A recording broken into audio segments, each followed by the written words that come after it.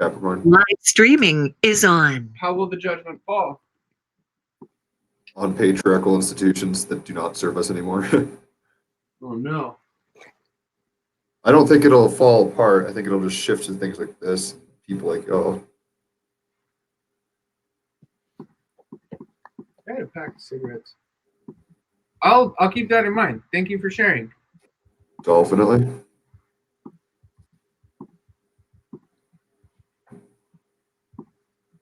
You guys talked about John Lilly yet? Who's that? John C. Lilly, Yeah. dolphin guy. Oh, the psychedelics dude? Yeah. I think is it working now? The Oh, it dolphins? looks like it's working now. Did we get There it? you go. There you go. I'm gonna go play drums for the internet. All It'll right. Make it work better. Let's see if I got it working. It looks like it might be streaming. I don't know. We're having so much. Okay, wait, where was that? That was it. I saw it for a second there. It looked good. Okay. Do you guys see it? Hello, can you see this? Guys, I need to know if you're even watching this. It looks like it's not watching.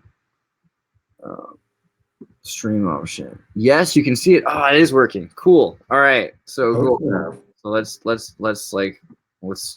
just be You over. message me on Facebook this link, I'll post it. Okay. Another- All right.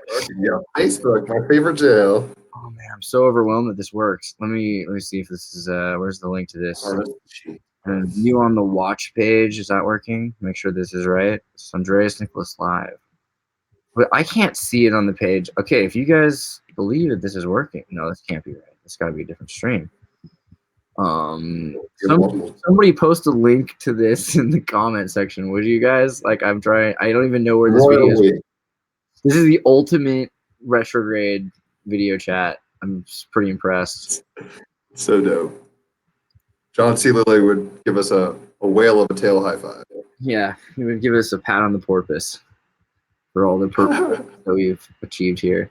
Does anybody? Can anyone? Brett, can you comment the link to this video in this stream here?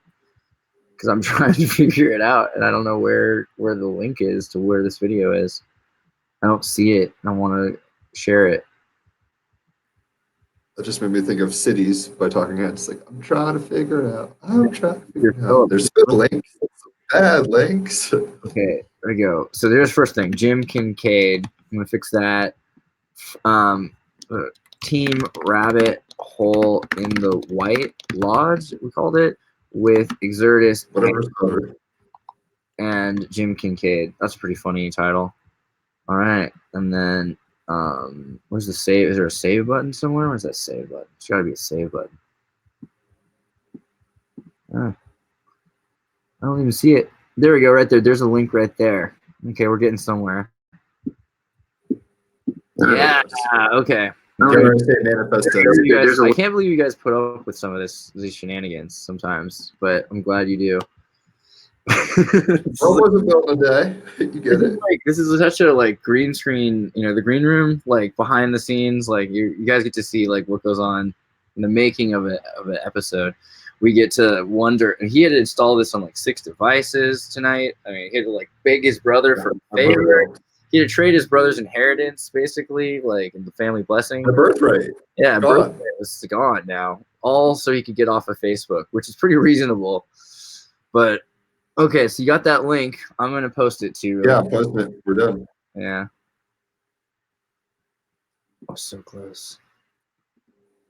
There we go.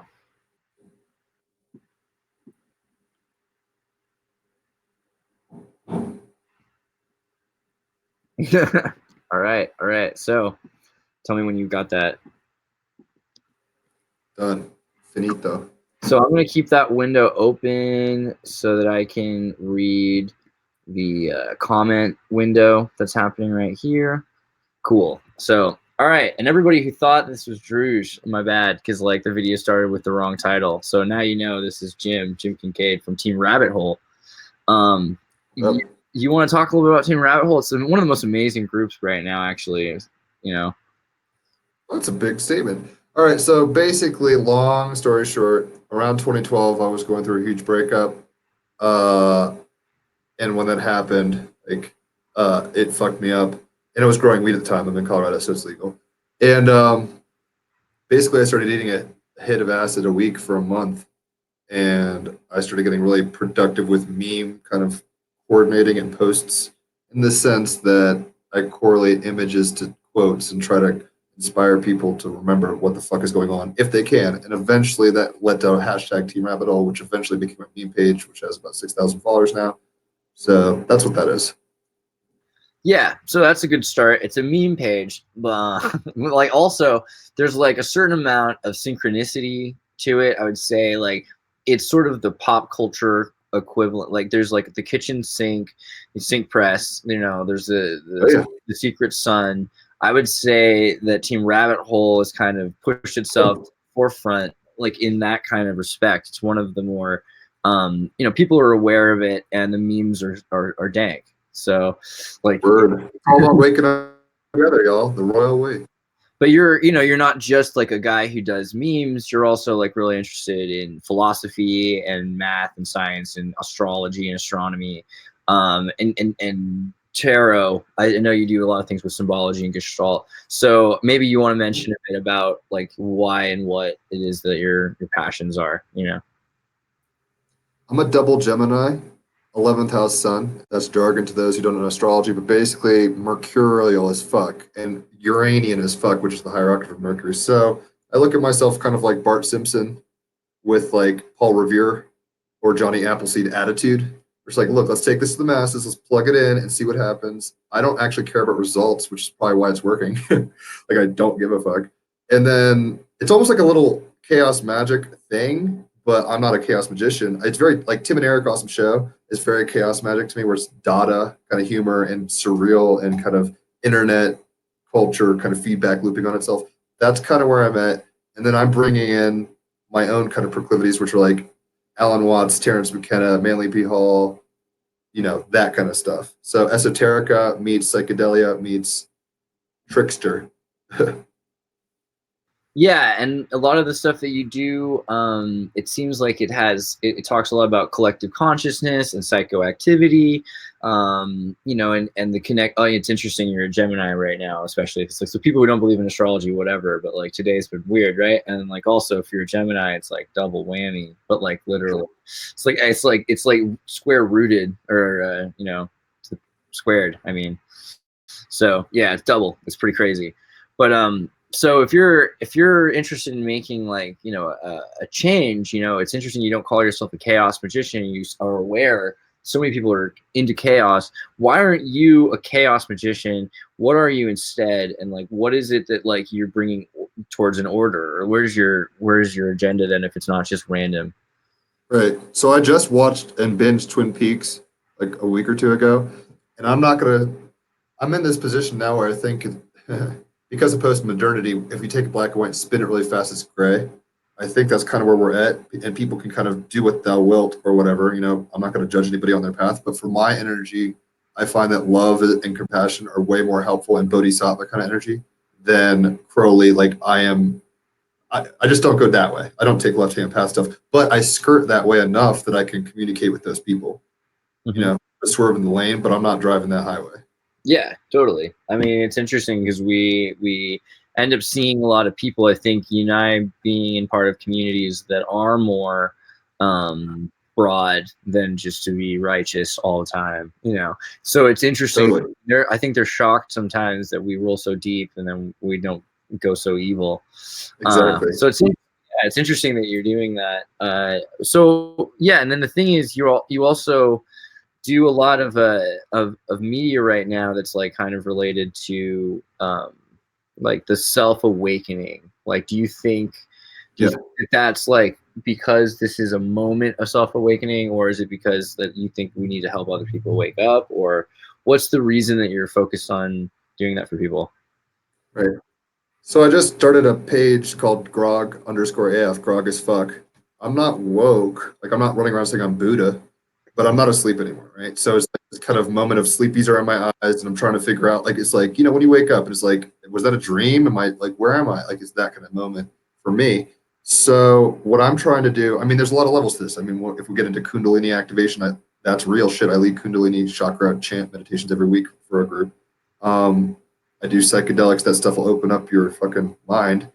But also, I think in some weird way, it's as within, so without. So if I'm having these changes, they're necessarily reflecting on the Akashic record or the matrix or whatever's going on.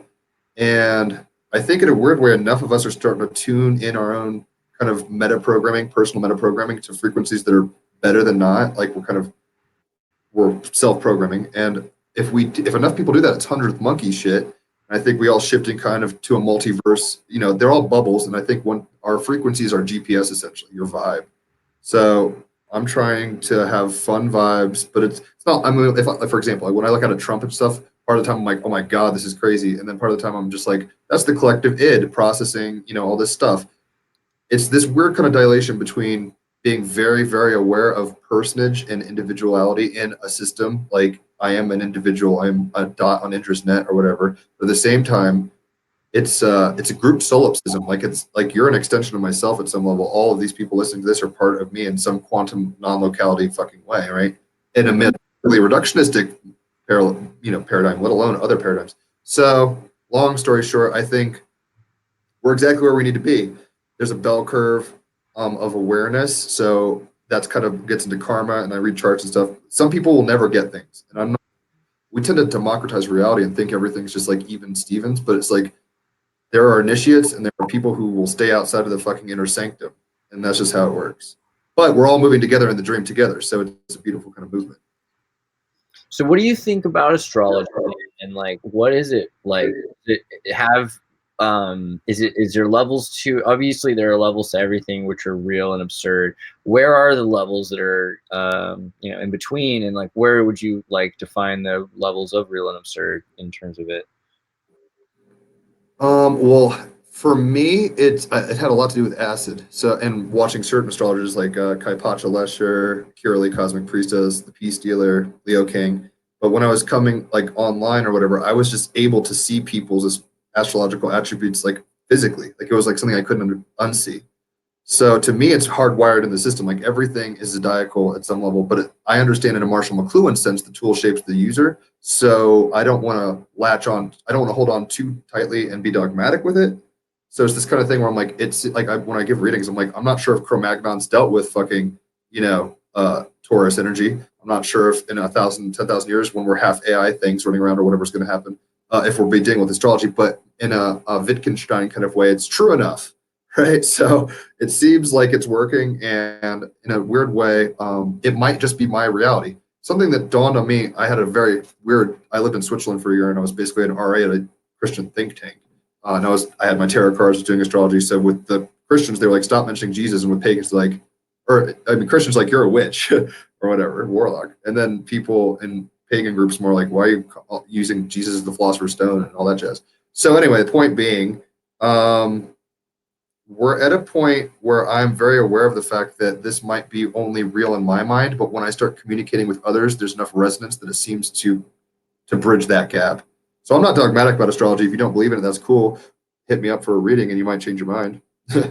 Yeah, and like earlier today, you were talking with the chap that was in your other video about astronomy's connection to, especially like right now, it's pretty fascinating that we're in a thing where there's it's like a full moon, Saturn is close, Mercury's in retrograde. There's a bunch of physical solar and Mercury's visibly in front of the sun right now. It's called Kazemi. So in a weird way, we can have the Stanley Kubrick kind of moment and look up at space and see these bodies relating.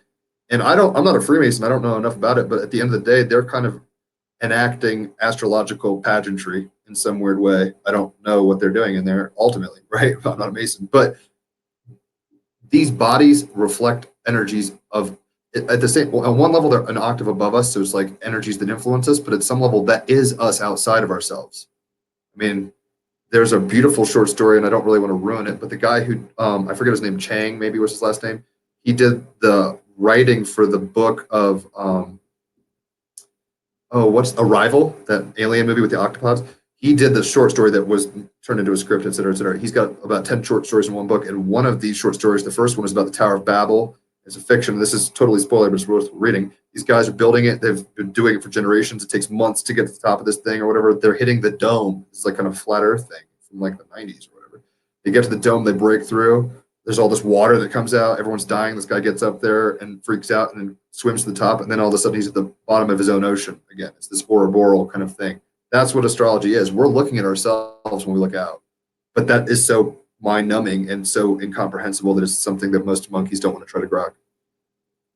Yet at the same time, everything we say is dictated by it. Like, you know, right now, 170 of the Northeast records are being broken by the weather. It's going to be the coldest winter that they've had in, you know, Hot centuries. minute. No pun intended. A New Yorker, thank you. And so that's cool because it's like it makes you realize that some things actually do affect you. Like maybe to think you understand the effects of physics and of metaphysics is as absurd as to say you know that they have no effect on you at all, right? Like that's the other. We're in a quantum reality now, right? So it's like I think in a weird way with postmodernism and where astrology is and where human consciousness is, we're having the cognitive dissonance of saying left or right, and it's like there's a synthesis here of both and. So it's not that I know what's going on. I feel like a child who's wandered into a movie, to quote the Big Lebowski, but at the same time, I am not dumb and I'm observant and I can intuit. So I don't feel like a brain in a vat who doesn't know what's going on totally. You know, it's like there's some element of interpretive participation.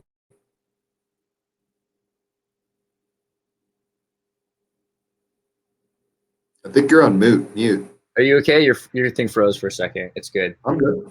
Cool. All right. So, well, so that's another. I mean, we can go into more. I just want to whatever you want, Mike. ask a little bit about this think tank really quickly. You're part of. Well, what the heck was it? Okay. So it's called l'abri, which in French means the shelter, right?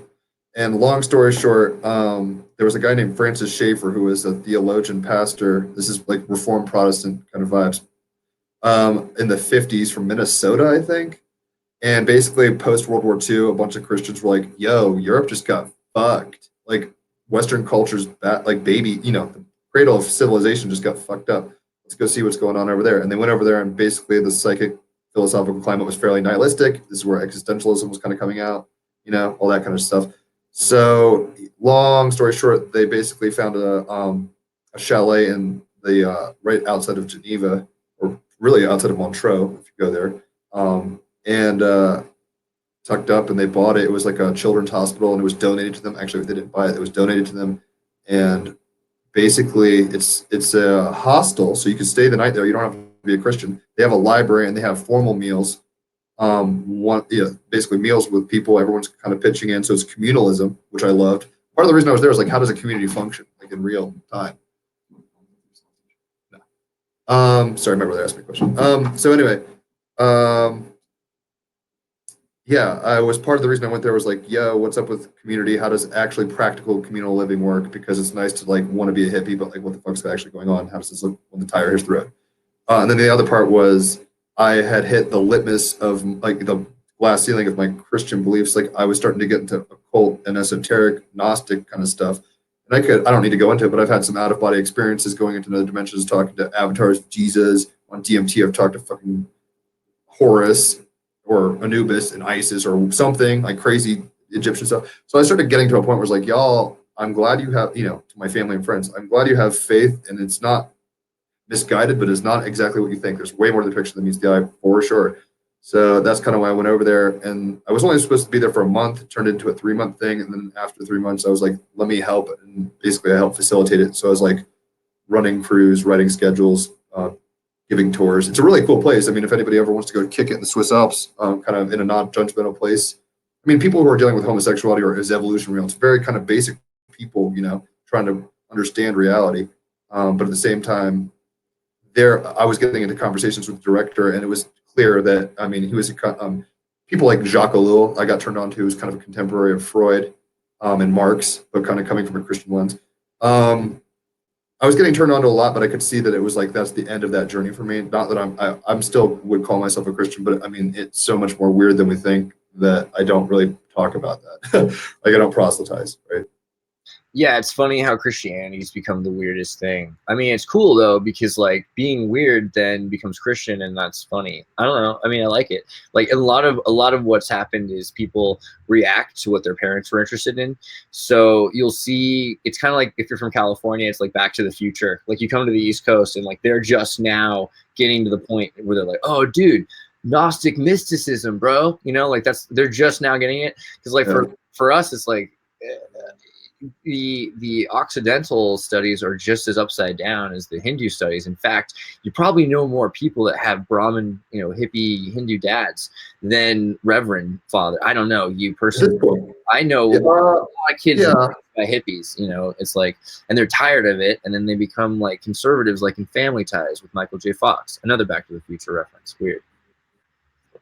So Celestine Prophecies, a book I just read before I went on a Pacific Northwest little jaunt into my first music festival. That was fun. I ate a gel tab and did silent discos and stuff. It was fun. Anyway, yeah, basically we're the karma of our parents, basically. So whatever they were trying to pursue independently, we're some synthesis of that. And that kind of bifurcation happens all the way down the apple tree or whatever. So in a weird way, I kind of think yugas might be real, where it's like different conditions of the Tao were maybe different at different times. So it's like we might think we have equal opportunity to reality now, and it's like it might be very heavy and very dense right now, and very difficult to know what truth is. And I think we're starting to come out of that. I think we're hitting the end of an aeon in a sense that maybe Crowley summoned and Parsons and all these dudes, right? They wanted to push that button. We pushed it. We're in space now. We're going to Mars. And now it's this moment in time where the machine, I think, is becoming self-aware. Like the simulation has become, like, if it is a simulation of some kind of consciousness or whatever, the characters in the simulation are becoming aware of their meta-programming abilities. With astrology, that's looking at your RPG stats, kind of like what your Pokemon card is, whatever. So there's a confluence of a lot of things. And in a weird way, I'm holding on loosely because as a Gemini, if I try to overly intellectualize it and try to get it down pat, it's just like, and I'm not a Mason now, I'm mentioning like Masonic kind of stuff. If you take bricks or whatever and put them on, you have mortar kind of spilling out. Like there's truth in what spills out that you don't keep. Like they scrape it and throw it into like whatever their bin or whatever. So point is, we're at a time where I think truth, like quitas veritas, what is truth? We're asking that really deeply, and in a way, the systems that have held us up and told us the stories we needed for aeons are starting to disintegrate. Saturn's rings are literally starting to disintegrate. Like NASA's like, yo, they're disintegrating. That's an exoteric symbol of time and order starting to dissolve, basically. So take it for what you will, but we're in I think the front row seats of the apocalypse, which just means unveiling, right? And then we're just getting splashed by Shamu or whatever. It's just like we're in the wet seats, I guess. Yeah, and it's also interesting that Orca is orchid, which is death, but yeah, okay. So being splashed by death. But so death at SeaWorld. Well, the sun is in Scorpio right now and there's a full moon in Taurus. So in a weird way, death, Pluto, is splashing us with nostalgia and comfort. So we're kind of having to be like, what? Like in a weird way, the moment is saying, are the things that we found comfort in, are those actually serving us? Because it's very easy for me to go every day and just participate in the fucking systems, but to gain the world and lose your soul is problematic. And I think people are starting to snap onto that. Totally. Yeah, I mean, like all around the world right now, there seems to be like a lot of like the Berenstain thing, is Dude, like, okay, so stop there. Did you have those books as a kid? of course, yeah. The Berenstain, Yeah, right? Berenstain books as a kid. I didn't have the Berenstain. Fucked with my head. So this is ironic. I was saying, and you'll appreciate this. So when I was in Switzerland, and not as the RA part, as a student, the first March, April, May, or whatever of 2017, the kid above me on the bunk, we had four men. The guy above me was probably 27, 28. I don't need anything. Thanks. They're bringing me dinner. I feel like I'm on Alba. I'm like, thank you.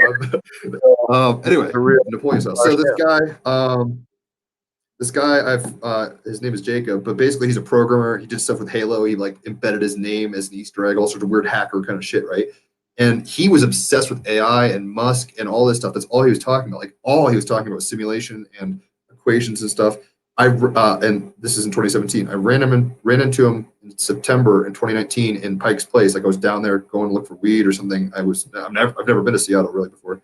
So I'm down there, I see him like, dude, what the fuck? Grab him. And long story short, he said he kind of had gotten off that wave, and his like partner or girlfriend or whatever kind of went insane trying to wonder how ethics for AI are going. I have no clue why I got on this AI kick. The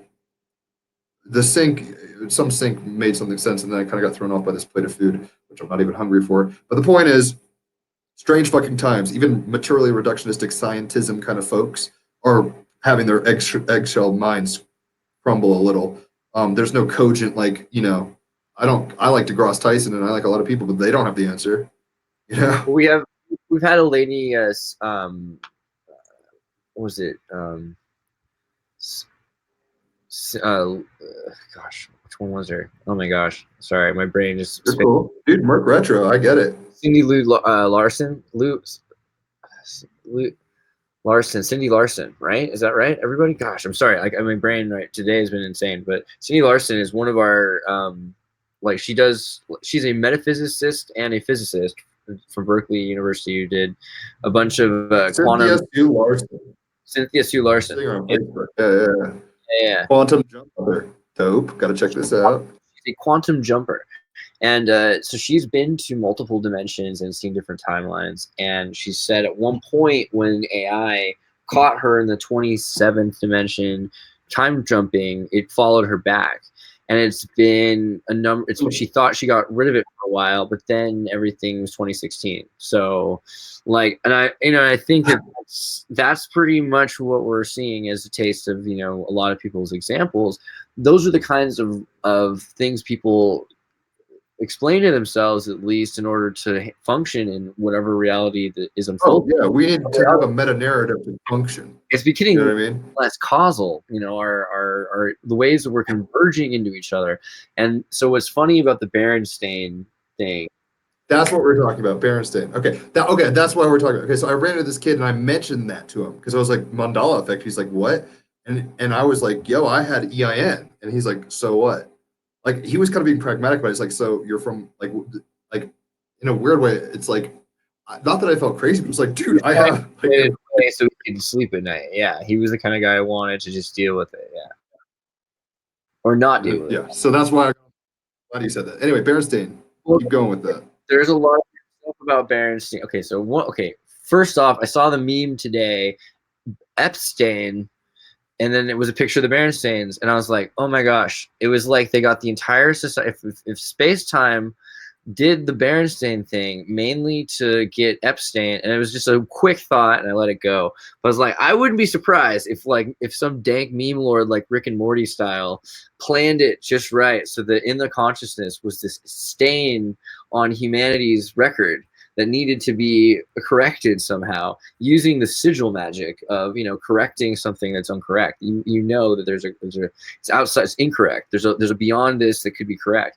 And the story with Berenstain, when you look into it, like there was like the website, go to way back on archive.org. You know what I mean? It only goes to like 2007 or 5 or something like that. And you're like, that's suspicious, because I remember as a kid going on that website younger than that, and they might have taken it down, but apparently there's no records of an older website.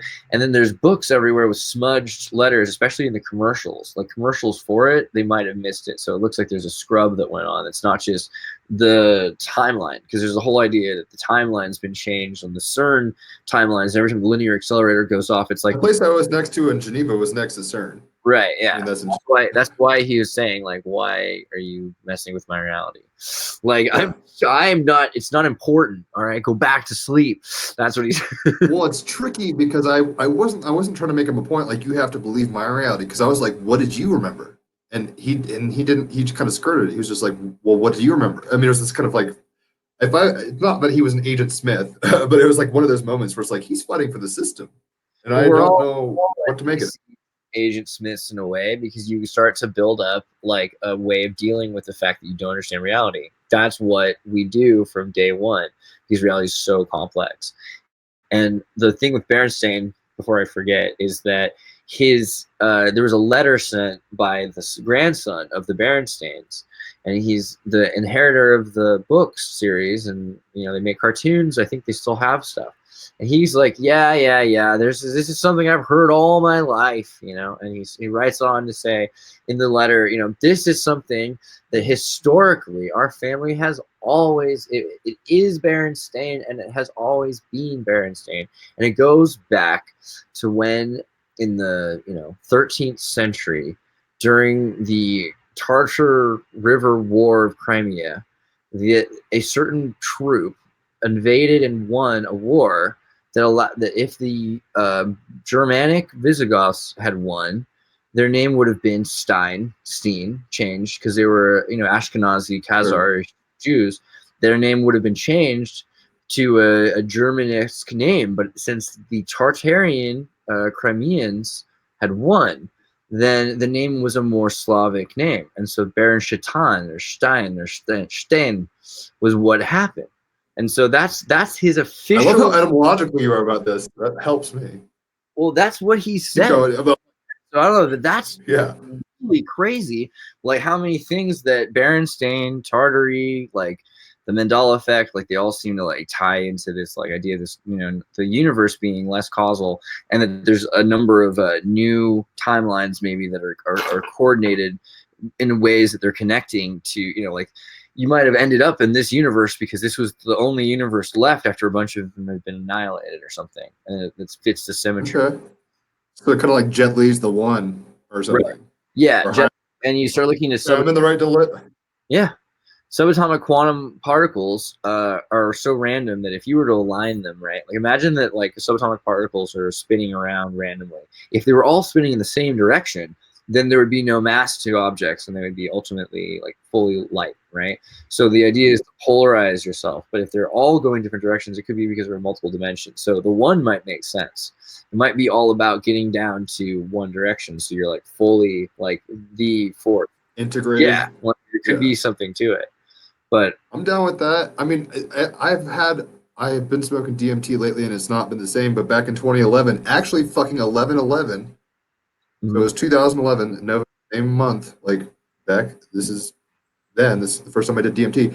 I said I told I'm not gonna go way into it, but basically I blasted off, went through my fucking Sahasrara, and then all of a sudden I'm open-eyed in my room seeing hieroglyphs. I'm in another dimension, simultaneity kind of thing.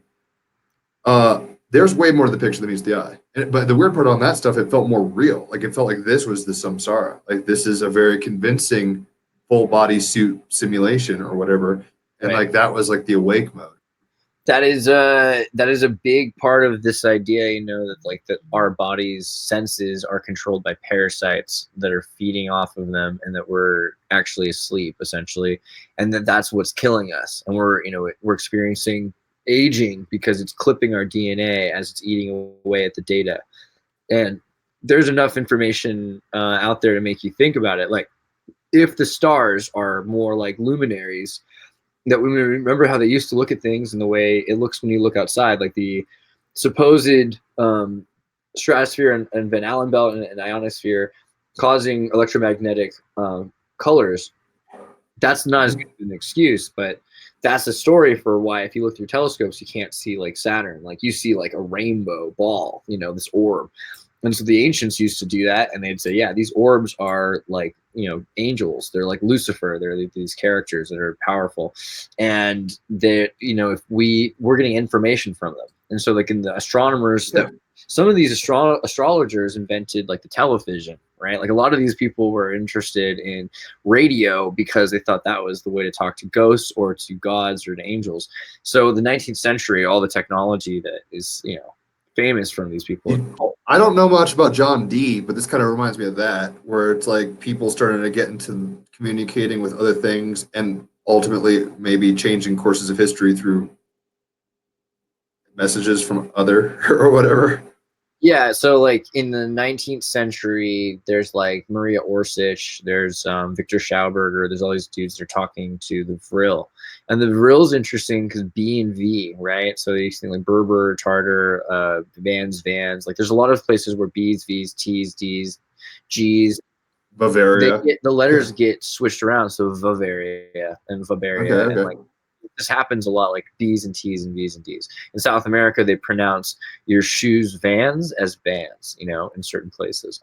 Oh yeah, like in Spanish, Spain or Like whatever. Spanish, Yeah. right? Because Spain is made up of like 5 or 6 or 7 different countries, the way Europe was, and all of these countries used to be Tartaria. Like if you look into Spain, like Spain was only really created in 1492. Like before that, there's the King of Aragon, there's the Habsburg families, there's these different little kingdoms, but then there's Catalonia today still fighting. There's Galicia today still wants to be independent. The Basque state is in France and in Spain and wants to be independent. So it's like if you were to say Spanish, who the fuck do you mean? Like there's different kinds of people. And if you say Right, it's like saying American but with an older context. yeah, it's like saying European, even though now they're like, oh, well, European's becoming a thing. It's like, well, what the heck is that? Because European, Eurasia, and like so it's this divide. And why is Europe and Asia different? And when did that happen? And you start looking into the Uyghurs, where the Chinese are killing and genociding all these people. We're gonna lose this video in China, aren't I?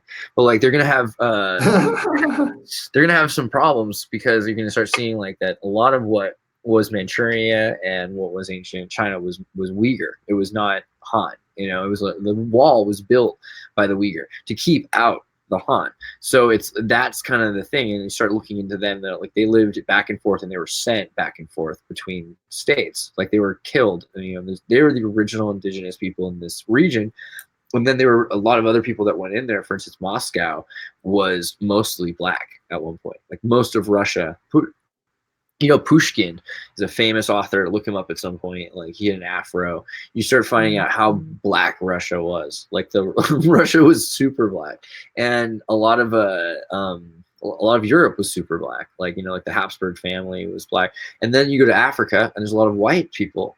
So like this whole idea of like an out of Africa thing doesn't make sense because of a flood. There's this whole flood that happened that people then were landing in Africa, and we start. So hold on, let me just stop right here, and I'm going to ask you quick because I can tell. Okay, so my question is: do you think the the narrative that's being posited by science and whatever Western democratized reality for a few hundred years, because they had the mechanisms of media, because they had the mechanisms of like whatever, they shove a story that isn't accurate? Because we're probably going to go to Tartaria now.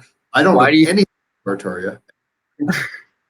You're telling me that there's Moscow is black and all this stuff against. Let's imagine for you don't know anything about Tartaria and how intense it is that you're Tartarian, right?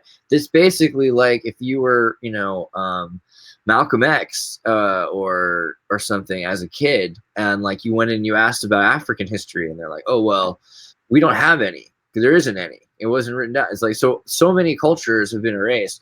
Tartaria is the ultimate model of everyone's culture being erased because Spain, all of these cultures were erased. England, all of their cultures were erased in whatever England means, right? And like you're in general, there's not a people amongst us that was allowed to keep their original culture. And what we find is that there was a lot more tolerance and that people worked together a lot more at one point, and that there was a higher civilization. Everyone talks about it. They talk about Atlantis, and everything else. But what they want you to believe is that there was nothing before this thing now because this thing saved you, and that you need to give everything to it, and that it's easier to move people around and to erase their culture, their memories, so that they can work harder for because they can't take care of themselves. So we give them everything they need. But most of culture, do I believe, is true? Of course not. I mean, most of what history is European. Written by the winners, yeah. Europeans in the last century or two, it's just like British people, British white men saying that monkeys came from England and stuff like that. Like it literally, you've got like the Neanderthal were discovered, and so England took monkey skulls and put them on corpses of humans and said, oh, we found another kind of Homo Britannicus, which they then admitted later, decades later, it was like only like last 10 years, that it was completely made up.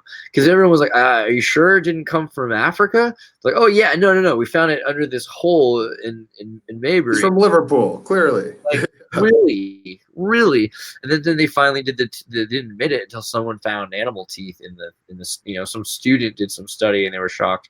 But at the same time, Britain was in control of Africa, and in Africa there was a number of different kinds of hominids found. But there was a number of hominids found a lot of places, like in Spain and in Indonesia. And so the story is that we came out of Africa into Spain and Indonesia. Well, it's not a very good story, because what it is it's this European idea that we had to walk, the Africans had to walk places because they didn't know anything and were dumb.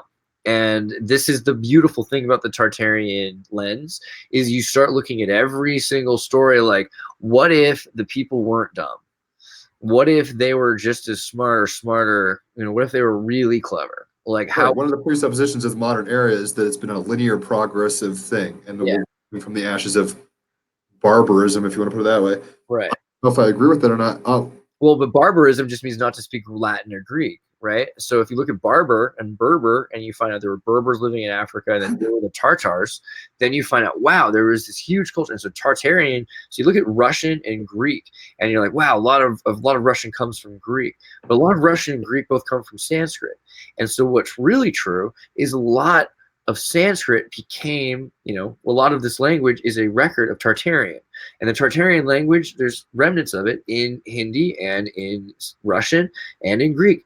But the reason why Greek looks so different is because Greek was a trade language. There wasn't a Greek people exactly. There were like It was a mercurial language. It was like a trade, like what we were saying, market language. yeah. So there was black and white and red all over, you know, Greek people, but it wasn't that there was one or the other. And this is this huge other thing is everyone's like, who's colored team, you know, for the last 300 years, which is like such a modern supposition, such an American supposition. It's not even a very European one, right? And that's like it's very new that we are judging people so so strongly based on that. When in the old days we'd have trade networks that went across the equator because of the weather, and so you'd bring summer supplies back and forth, and so there were families that knew each other that were different, but they knew each other. You know what I mean? So it was like, and this is why, yeah.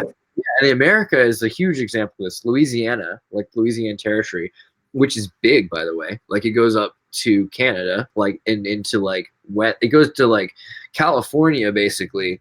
Like it's you know, when you start realizing how much of Canada, Mexico, and the United States are this former land of Tartary that was Louisiana, because like Napoleon had taken over the Tartarian remnant empire. Louisiana had Creolic people that ran the show. So Louisiana had, you know, a black governor, and in the 1870s, at least in the 1930s, it becomes really difficult to tell because nobody cared. You know what I mean? It wasn't a big, exciting thing. It wasn't like, you know, it's like now when people are like, did you know that Fine Young Cannibals was like an African American punk, Afro punk revolutionary? And you're like, no, they weren't, because that they were just crazy. Yeah, they were. I mean, yeah, I do. I mean, I find out now that they're black because at the time it didn't matter. The whole point was what gender you were, what color you were, anything in the 80s. It was all about, you know, this whole other thing. And now we're like revisiting things and we're applying these identity politics to them. That's what we did to the last 200 years of history. So in Louisiana, like there was tons of people. Like, I mean, it seems like most of the founding fathers, at least 8 of the original signers, were probably part black. Benjamin Franklin, Alexander Hamilton, Thomas Jefferson, you know, and one of the reasons they went to France, because you could get down in France and nobody cared, you know, it was super chill. So, you know, that's part of the thing is that Tartaria was like a lot less racist, and the history that we've been putting on top of it, it's become racist because there's so much of land masses, which are, you know, like, you know, Africa or the Americas have so much value to them in terms of resources. So they're like, oh, well, we have to erase all the history. But you start going into the history and you find like all of these stories are still in there. They just have changed them around. They're like, well, you know, there were Slavs along the coast of California, and that there are, you know, Scythian kinds of boats that were turned into houses, and the language exchange. There was Welsh found in Argentina and in Brazil and in Canada. And okay, so just like there's a little I think up in Minnesota there's evidence of like Viking runes and stuff, or even the Antikythera device, or however you pronounce that, where it's just like something out of place in time. Pulling back a little to the Mandela effect, what we're talking about is almost like this, like they controlled stuff. I wonder how much stuff was just edited back then to a form we have now, in the same way that we're kind of like, whoa, Berenstain, E-N-I-N. If we have digital mass media that we can kind of compare notes on, if this was happening during a time back then that maybe scrubbing was happening on reality in a metacognitive way, no one would be able to compare notes, really. And especially if you start making them fight over resources and color. Right. And that's kind of the thing, like, you know, the Freemasonic, like, hidden hand story is that a lot of history is 1812. Guided. In 18, yeah, they're guided, and then they hid a lot. Like, they don't want you to know that in, you know, that in 1812 they changed a lot of what happened. And it seems like there was a huge natural disaster. There's probably an industrial disaster. A bunch of it. When was Krakatoa? So, and that's, yeah, and it all comes around Krakatoa. Krakatoa is supposed to be 1870. But it seems like it was also 1780, and then it was also 1660, and it's 15 something, and then it's 500 something. You know, if you go back a bunch, you find there's multiple Krakatoa events. But it might be the key to unlock the Jesuit calendar thing. Because here's the other weird thing. Like, I don't know if you've heard this, besides in the Matrix, but we don't really know what year it is. You know. Like, this is like I know time is a construct, like, largely. But like even like in the sense that, like, the Jesuits messed with the calendar, and so it could be a different year than we think it is. Like, Jews definitely think it's a different year. They're ahead a bit. I right? think. Yeah. So there's a story though that it's like 1724, and there's another story that in 1600 they started counting the one in front of the, you know, it used to be that in 651, they would put J in front of the number. So in the year of our Lord, 651. But by 666, when they burned London in 1666, they started counting the one as 1,000. So, dude, this is kind of fucking with my head a little. What if you said J? It made me think of Indiana Jones and the Last Crusade, while right. putting all the weight on that fucking square. It's like Jehovah begins with an I. Yeah, Jehovah begins with an I. Yeah, and so 1666. I'm not gonna get all Christian on this, but it's like that's kind of a big number of prophecy in that shit. If that's when the beast, being the machine of the world, took over and decided to basically hack people and divide us, because I mean I'm not so paranoid, but because there's a this gets tricky. I've read a book called Judah's Pillar, Jacob's Blessing, or something like that. Do you know what I'm talking about? no, Jacob's blessing. Have you read that? I know the Okay, biblical. so this is a book, and it's one of those things. If you go on Wikipedia, it's like this has been debunked. But when I read it, it was one of the fastest, most inspiring things I've ever read. I'll put a link on it at some point. I think it's called Judah's Scepter, Jacob's. What is it called? I had the PDF. Point is, I'll Google it really quick and see what it is. It's talking about the lost tribe of Israel being like Dan, following this Danube River and all these kind of Dan name things, taking this pillar, which is this stone that Jacob slept on and had his vision with the ladder, and they like anointed it with oil. This holy kind of relic for Jews or whatever. And they took it and they put it in Ireland for a long time. And then the Queen, like it's under the Queen of England's chair. This is a conspiracy, obviously. Well, this is a true story. This is an absolutely true story. The Scone stone. Okay, yeah, exactly. And it gets into why there's a harp for like Guinness and all this kind of shit. That's not a conspiracy theory at all. That's a fact. Well, I guess this is theory. Wikipedia will make you think it's a conspiracy. No, you know what I mean? Like, no. Here's what's a fact: the Queen of England and anyone who gets put on the crown, they have to sit on the throne in the Church of St. James, I believe it is, in Scotland. And there's a great story about this too. The only way you can be crowned is if you sit on the Scone stone because of the blessing. And I'll let you tell that story, but really quickly, because like you should tell the biblical story. You should go biblical, by the way, because you're esoteric and it's awesome. But like I was gonna say is, at some point, this Scottish group of terrorists tried to steal the Scone stone, which is the name for the pillow that Jacob rock. So they dropped it in the gravel parking lot outside of the church, and it chipped off a part of it, supposedly. This is all, newspaper articles from Scotland Yard, and BBC in the 70s. And they never found it in the gravel parking lot, is the story. They have the whole rest of the stone back where it belongs, but the chipped piece is either in the gravel parking lot, or someone got it, obviously. Okay. And this gets really quickly into like how much power does an object have versus what we give it kind of thing. So this gets tricky. I mean, somebody who's like a materialist scientific kind of reductionist can be like, it's a rock and people are projecting meaning onto it, and then all the drama is coming from their projected stories. I'm not on that wave, really. I think there's a lot more metaphysical kind of woo going on than we might expect. The book that I'm referencing, if you all want to read it sometime, is by J.H. Allen. It's PDF, it's 4.2 on Goodreads. It's called Judah's Scepter and Joseph's Birthright. And the whole fucking point is there's two, it's been years. It was 2012, or 2012 when I read this. That's funny, like right before I started waking up, really.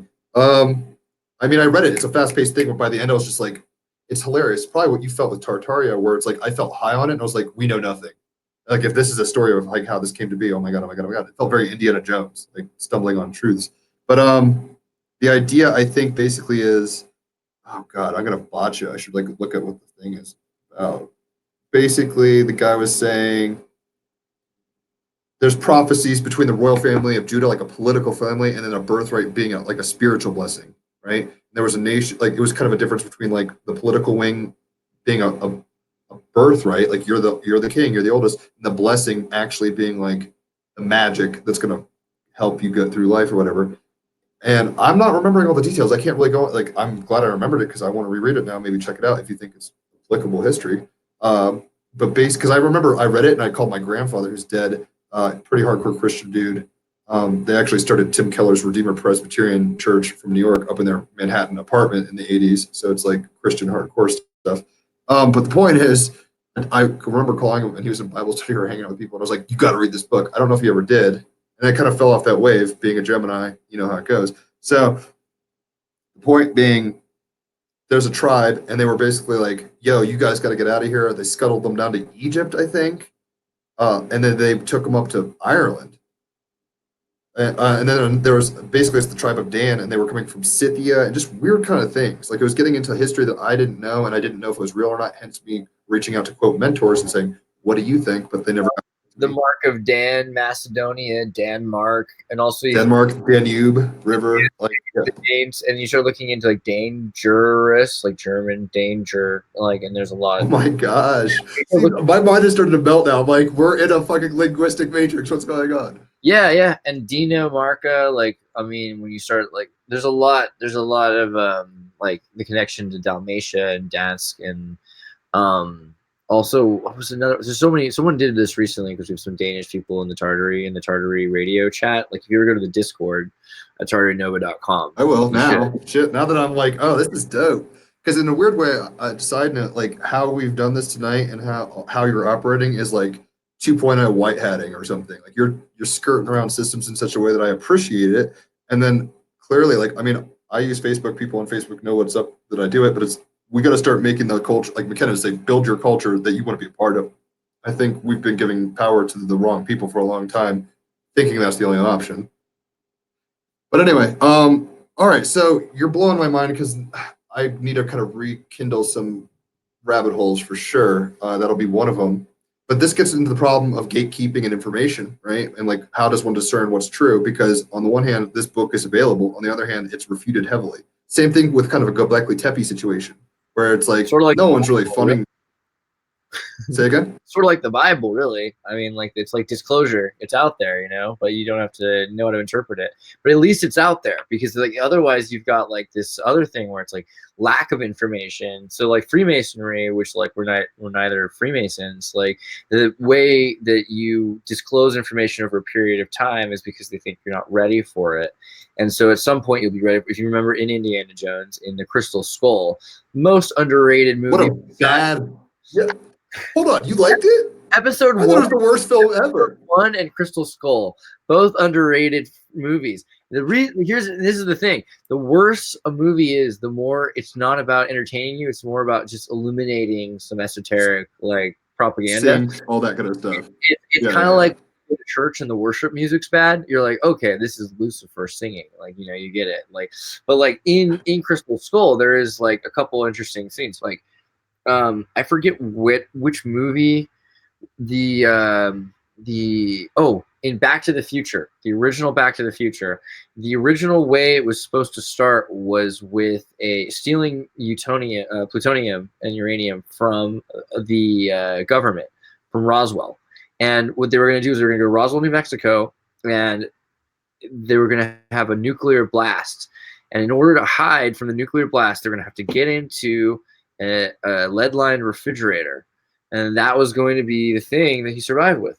So Steven Spielberg took that later and put that into Crystal Skull. So if you know, I mean, it would have just been Back to the Future and you would have put up with it. So first off, can't use that as an excuse to hate the movie.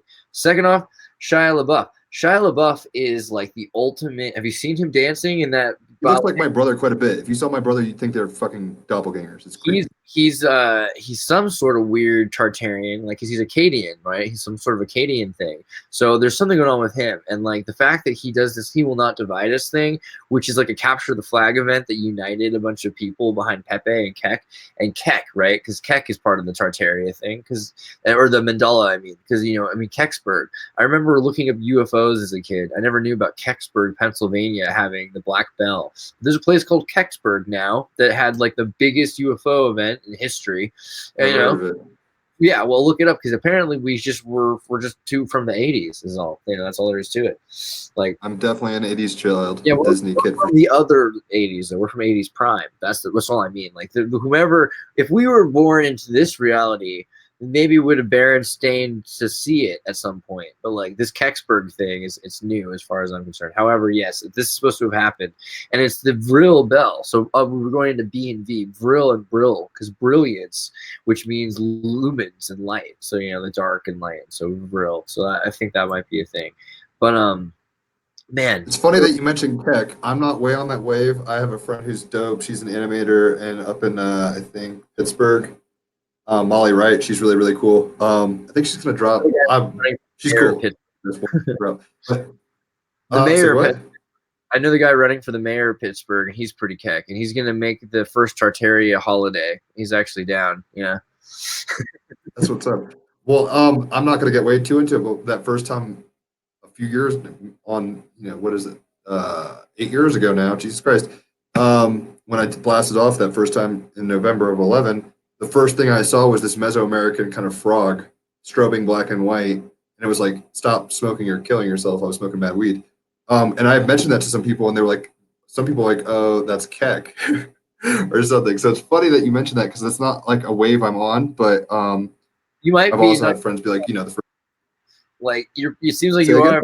It sounds like you are, and you don't realize it. If you're getting messages from Cambo frogs, like that's pretty much like so. Keck is like what in the night is like right before dawn, like it's the croaking sound, and there's no temples to Keck. So Keck was sort of this like chaos, is what's considered, but chaos is Keck because chaos is Seth, So really Keck is bringing of order out of chaos. It's literally it's like the dawn, is approaching. You hear the riveting, and you know that the sun's coming.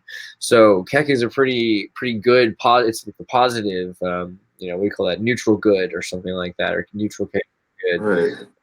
It's funny because I do resonate with that when you were asking about chaos magic and how I don't do that. It's like I'm not part of it. I'm just in this. It's like that where it's like I'm in the dark. I'm aware of the darkness, and I'm trying to tell people the light's coming, or whatever. Yeah. It doesn't surprise me. I saw that EMT or whatever and all this stuff. So anyway, let's talk about Tartaria. Because this is totally new to me. What's the best entrance point? Yeah, right. What would you like to know? Like, give me one of the bigger things. The Great Wall of China seemed like a good starting point, where it seems like we have hard evidence of something. I've done very, very little research on this. Shout out to, if they're watching, Lee and all these people. Sorry, Raphael. I have friends who are into this, right? So. Sorry for being a bad friend, y'all. No, there's a lot of things that are good to cover from the ground one. I guess like the first thing I would say is like a good entry point is mud flood. So, and then the second thing I'd say is in terms of the Great Wall of China, there's no evidence of its existence before Marco Polo's time, for instance. He doesn't talk about it. So it makes the Great Wall of China seem like more interesting. So back to the mud flood I'd start with. Throughout the world, we all have stories of floods. Everyone has their Noah's Ark story. When you have a tsunami, there is a bunch of mud. California is constantly in mud floods. There are landslides, and in Mongolia and in Peru, there's things called like huayos, which are these giant mud floods that destroy everything. People die. People can't get water. People are, buried. Trucks and bridges and houses are pulled by the mud. And there's moments when the mud buries a place and it can't be unburied, or it can't be dug up very easily. So you look at examples of it, like there's all over Minnesota, Missouri particularly. There are great places that are kind of like the Back to the Future town, where they had like a record library building that has columns, and it looks neoclassical, like the White House, basically, or brick, and it's buried almost a floor deep, and the streets are a floor deep, and there's tunnel systems, and you go to Ohio, you go here, this building that I'm in right now, right? Like this is a 1890s supposedly building, but is it really? Because you look around this town, all these buildings are a lot older.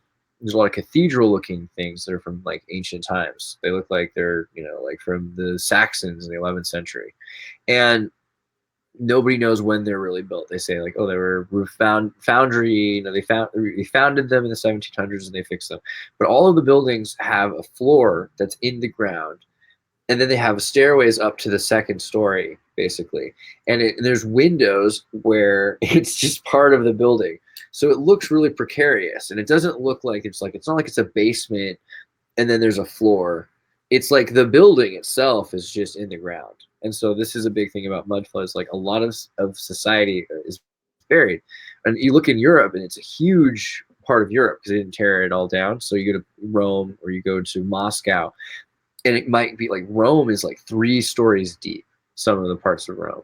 And there are columns, and it's like there was at one point a street there. It wasn't just that it was a basement. Like there was whole levels at some point that have been different periods. And we've all been told this in cartoons as kids. They always say like, if you dig down, there's another layer of society, which is kind of weird. It's Planet like of the Apes kind of stuff. Yeah. but why is it in like Doug and in whatever Nickelodeon shows?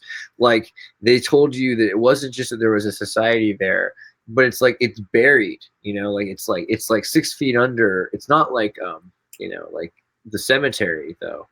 Like the cemetery seems like a weird cultural idea. Like you're burying people 6 feet under. Why? Like so that underneath at one point there was like this civilization, and then it was covered by, an environmental disaster. There was a wave of water. There was a ton of mud. In the 1811 to 1812, for 260 days, there were comets that rained down. And people talk about the comet of 1812, but it was like literally a comet storm that lasted months, like 260, almost a year. And Was this part of the Tory shower, or what was that part of? it was called the meteor shower of 1811, or like Okay. And just while you're looking this up, my presupposition at the moment is more of a Graham Hancock flavor, where it's like there was a Younger Dryas event, Göbekli Tepe kind of stuff, where it's when we talk about Atlantis, it seems like some big impacts on the glacial fields of Canada caused massive flooding that basically caused the seas to rise overnight, and that's going to psychologically damage everybody involved, and that they're probably going to pass that damage psychologically down in story form to other people, et cetera, et cetera. But anyway, so what? Keep going. There's a thing called, and I'll post a link to it. I'll send it to you. The Great Comet of 1812. There's a musical about it, which is an adaptation of Tolstoy's War and Peace, which mentions the comet, and it's a big part of what's happening in 1812. Because what happened then was Moscow. My brother is obsessed with that book. I'll have to ask him about it. Yeah. Moscow. Well, they talk about Freemasons in the first chapter a bunch. It's funny, but there was Moscow burned down. And a stone city burned down, and like it was the most pinnacle. It was like Jerusalem, it burnt. It's a huge deal that it was destroyed. And the thing was, it wasn't the only one. There's the War of 1812. There's Canada. There's Switzerland. Sweden's having wars in several countries. France is in several other countries.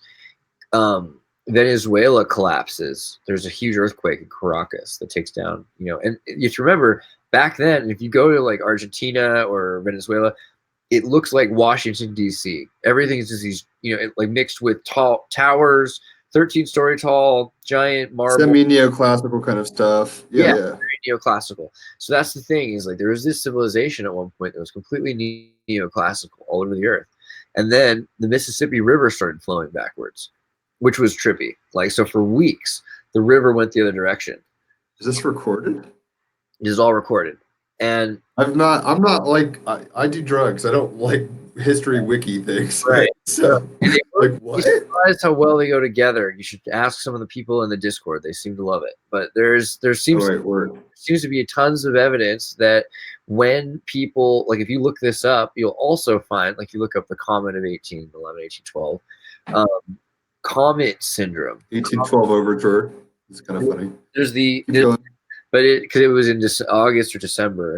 It was in December, so it was Sagittarian when it started. But when you look it up, you'll find records of the comet syndrome, and so they would put people in insane asylums who had seen the comet and said they'd seen the comet, or people who had said that the comet had affected.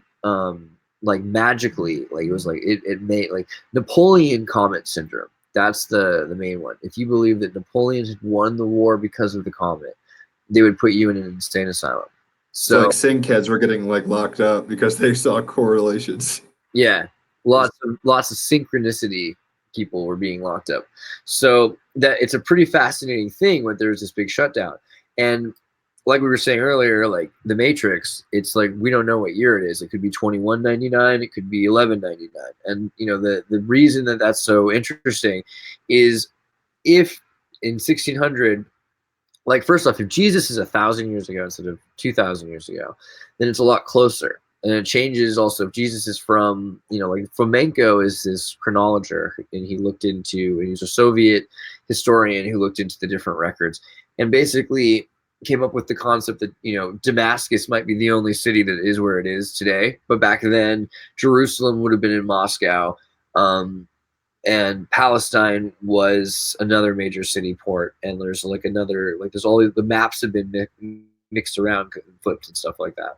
And so Jesus in the 11th century was like a soldier, like a knight. And so we've got Yeshua being superimposed with Animatreya on this dude with a sword that fought in the Crusade period.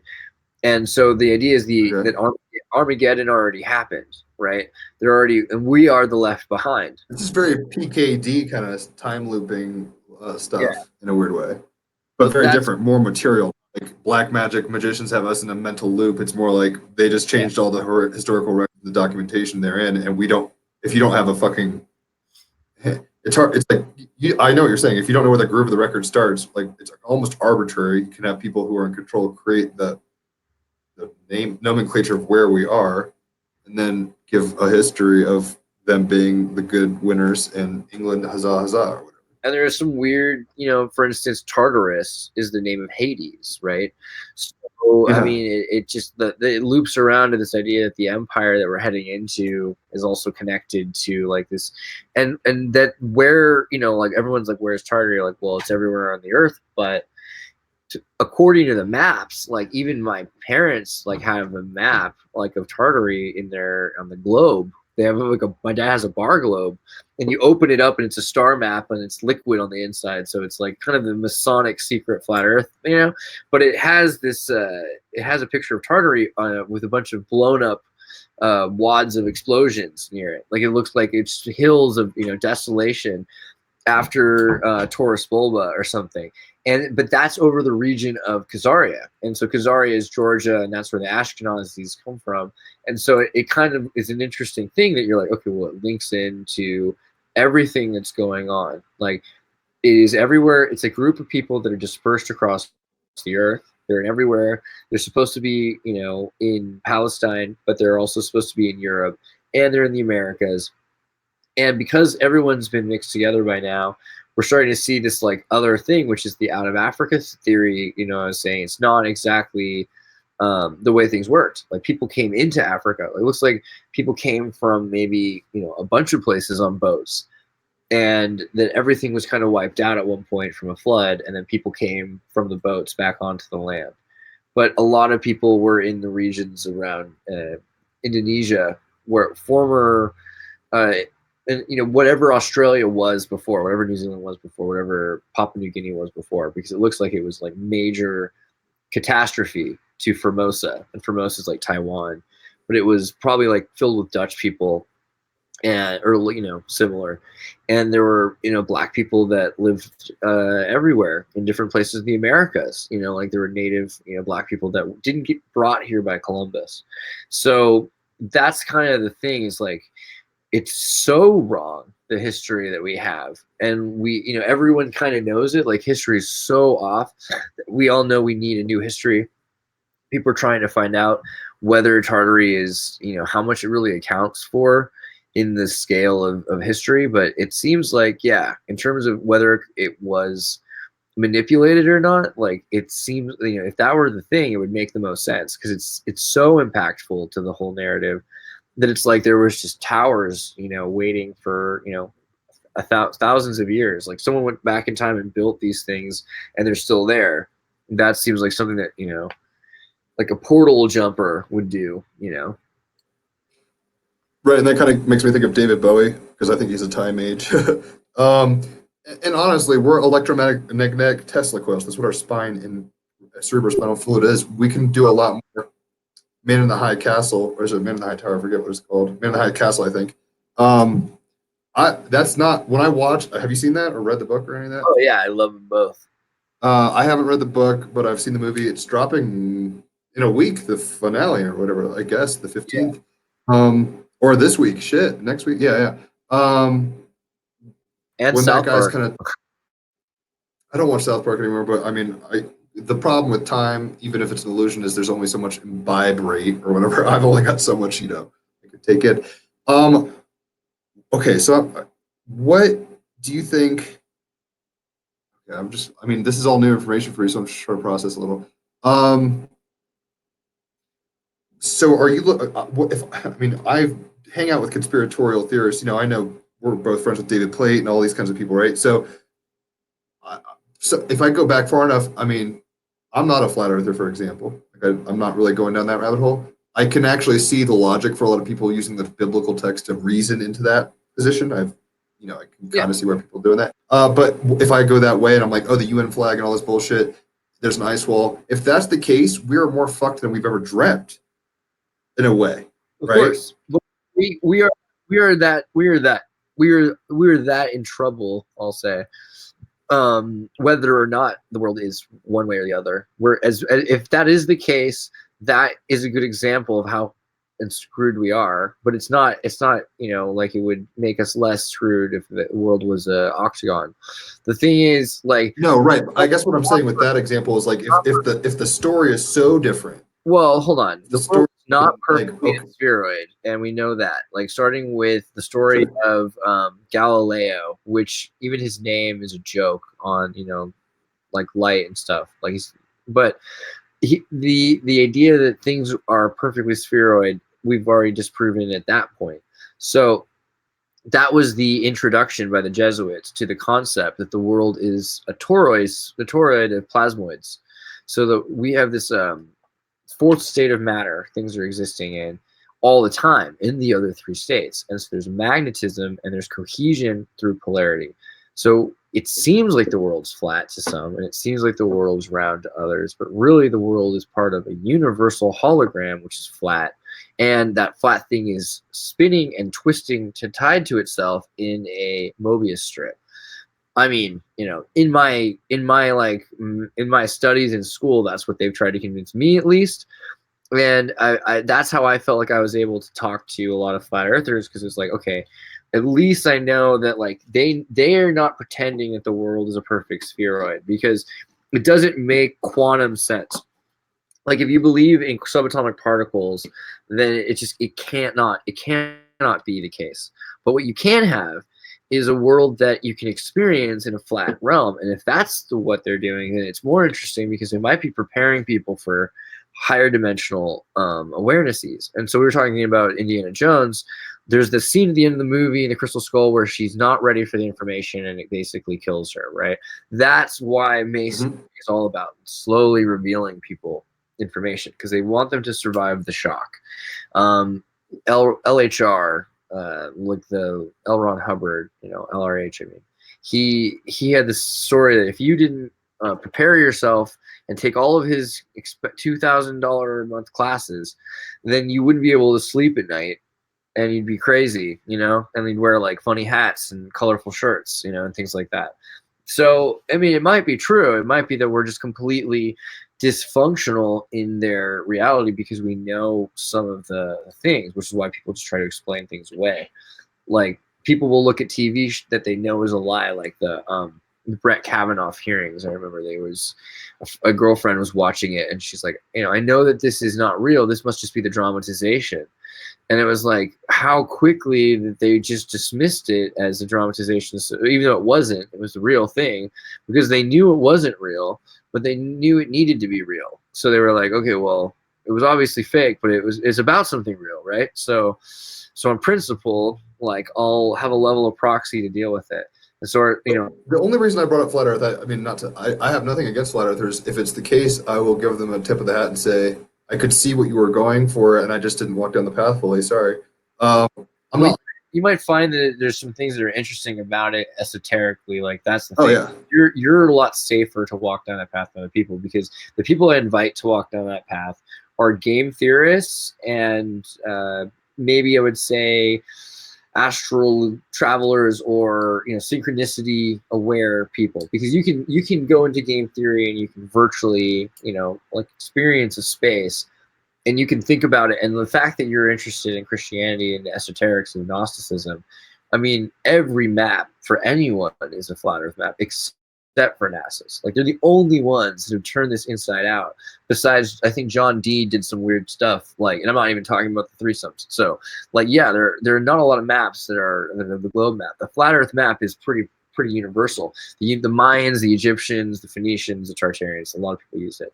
But what I would say is, like, it's more about, like, what does it represent, this idea that the world's alive.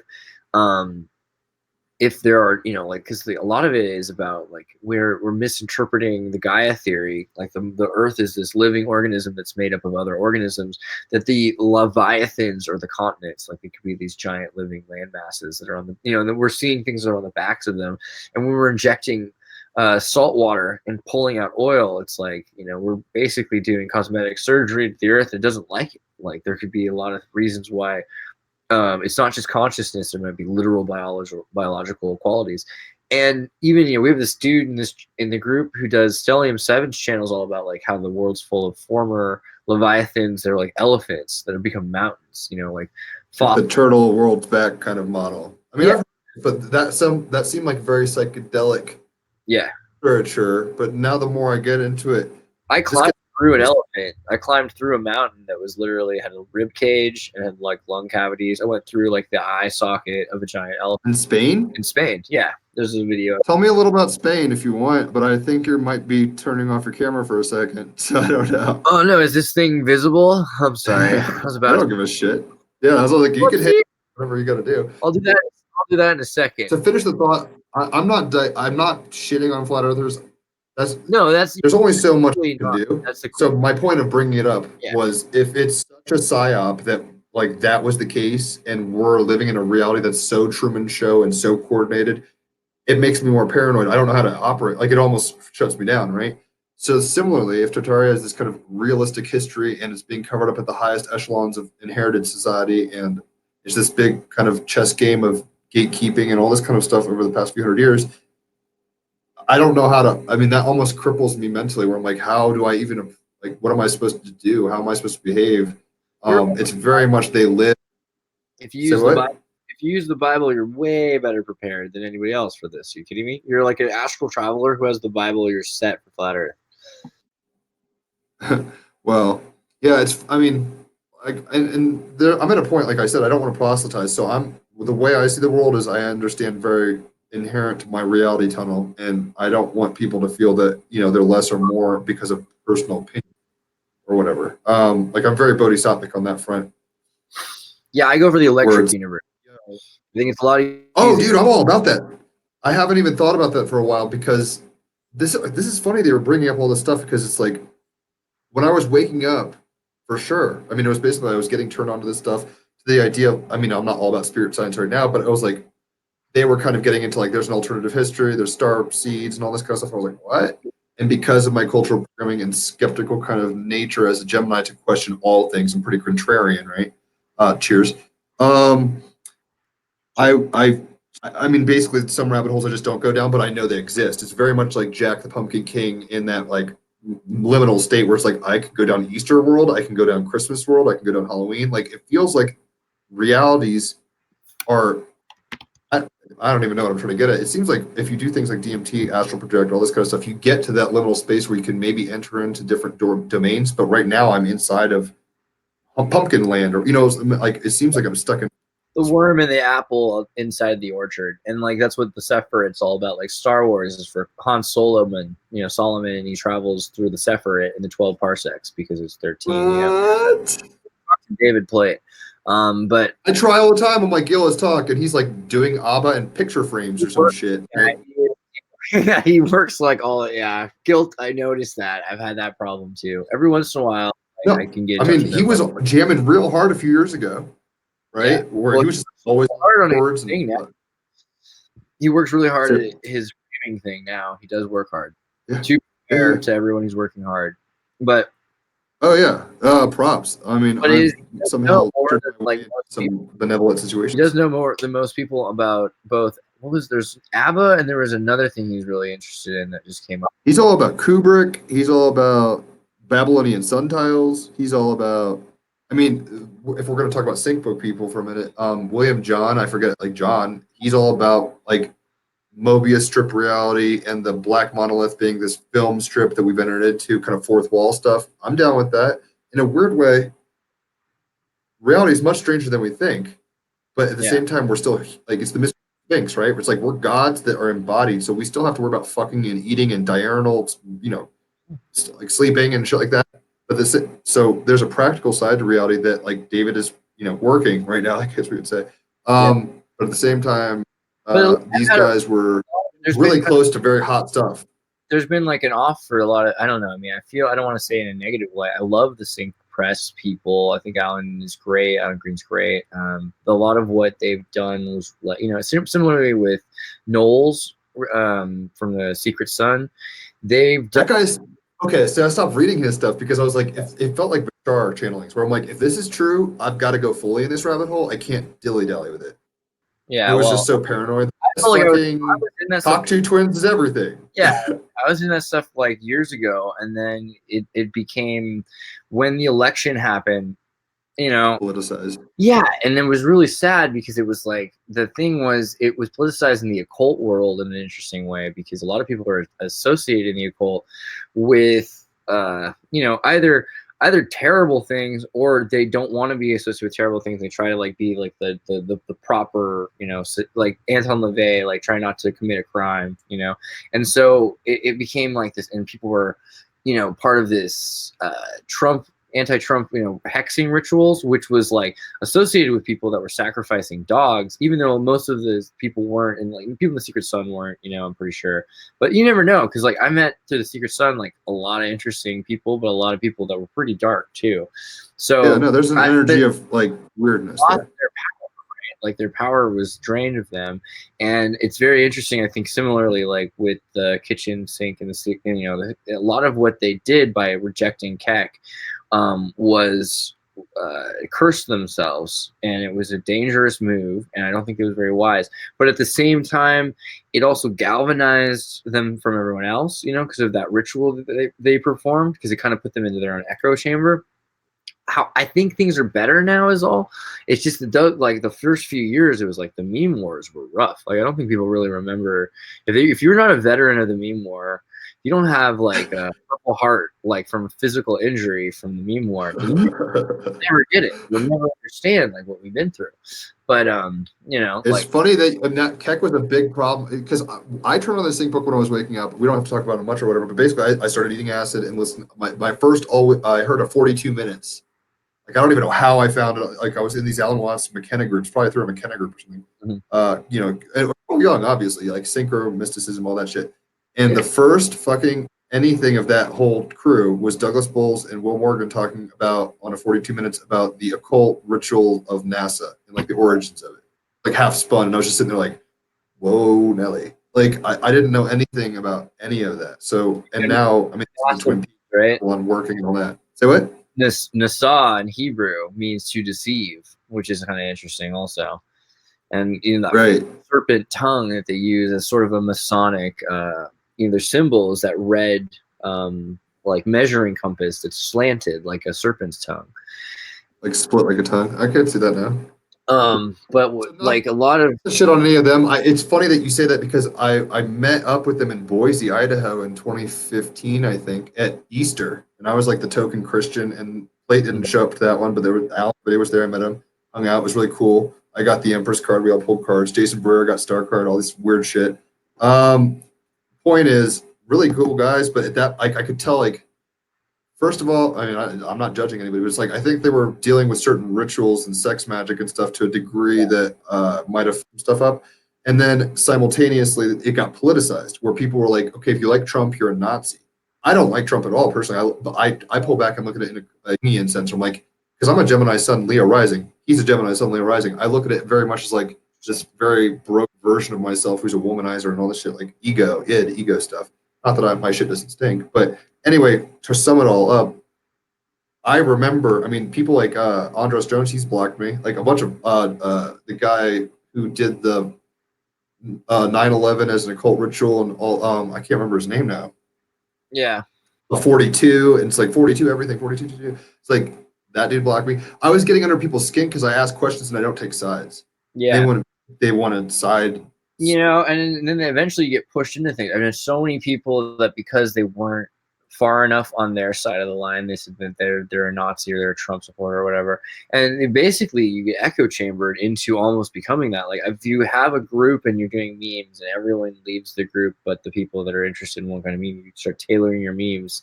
So eventually you've got, more and more of a conservative slant to a thing, which is really like not, it's not like the intention for a lot of people, and especially like I like Vermin Supreme. I don't know, like I think that in general, like Free Ponies. I'm talking about the guy who wears a boot on his head, runs for president. Oh yeah. Like he's amazing. That's what we need. We need that, like kind of. And I bet you going back, he's the only president candidate who wants to travel back in time and kill Hitler as a baby. I don't know if it's a good thing or not, but at least he wants to do it. Like that's like he's willing to go on record talking about it. And like, so I like candidates that want to have like like the guy in Pittsburgh, Eric Tom Templin. He wants Eric Templin. Looking at this guy, he's going to run for Pittsburgh mayor, and he wants to undig. He wants the mud flood records, and he wants a Tartaria day. So it's like these are the kinds of candidates we should be pushing for anyway. And like also we should work away from these.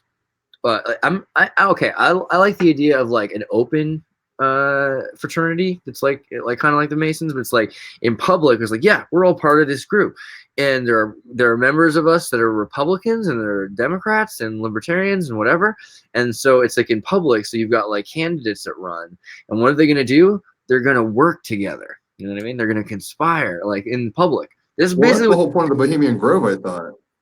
No, but we should just do it on the internet. Cameras and stuff, because Bohemian Grove is kind of like, I think Nixon called it fruity. You know what I mean? Like it's largely, I think, because people get it. This is I don't know much about it, so don't quote me on this. But recently, I heard something to the effect of basically there's a lot of cross dressing going on because powerful men of the world being told to leave their identities and perform basically group bonding rituals that kind of get them centered in like masculine and feminine balance, basically. I want to make a very patriarchal society. I think we could do a musical about Burning Man, basically, but it's Taft, President Taft, and he gets his week off because he's been president and everyone's treating him like garbage. And he just broke the bathtub again, because this is the other weird thing about Taft is he had the bathtub replaced in the White House 3 times because he broke it. Because he get huge. I think he might have been a werewolf. It's not a big deal. The point is he goes off to the Bohemian Grove, and then it's like a fun carnival dance thing, and everybody's having a good time. I think that could be the Moulin Rouge Burning Man movie that we're all looking for. That and a young Indiana Jones series about Madame Blavatsky in high school. I think that could be good. That could be hot. That could be real hot. I don't. Are you cool to still talk, or how tired are you? What are you I feeling? was about to ask you the same question. Like, we have 100. I'm like, I feel like I just did a fucking line of coke. I don't do coke, but I'm like, I'm awake and I've got many questions. I just don't know where to go because we're kind of talking about Oh, I'm down. cornucopia of. You want to ask me questions because I asked you some. I'm gonna look over Yeah, some dude. All right, messages while you ask me stuff. do it. All right. So, what's your relationship to plate exactly? David Plate is my brother, man. Like, I love that guy. So I guess I'd start with like when I met David. I'd already That's how I seen him met a number you, of times. Yeah. through his Facebook. Yeah, Yeah. that's the only reason I had it. Well, and so that's another thing. You said you're not a Mason, but like, if you're in Facebook groups, aren't you? Like, isn't it kind of the accidental, we're all part of a club thing? And like, if you accept and you invite, you ask to be invited and all that stuff. So in a weird way, we're all part of this weird club on the internet, which is Facebook. And not everyone gets to see everything. So by accident, we've actually created, like we've accepted the terms of being in an. Got many degreed society, basically digitized to many degrees. So we should really be careful. And that's another reason why we're using Jitsi in Minds, because I don't like it.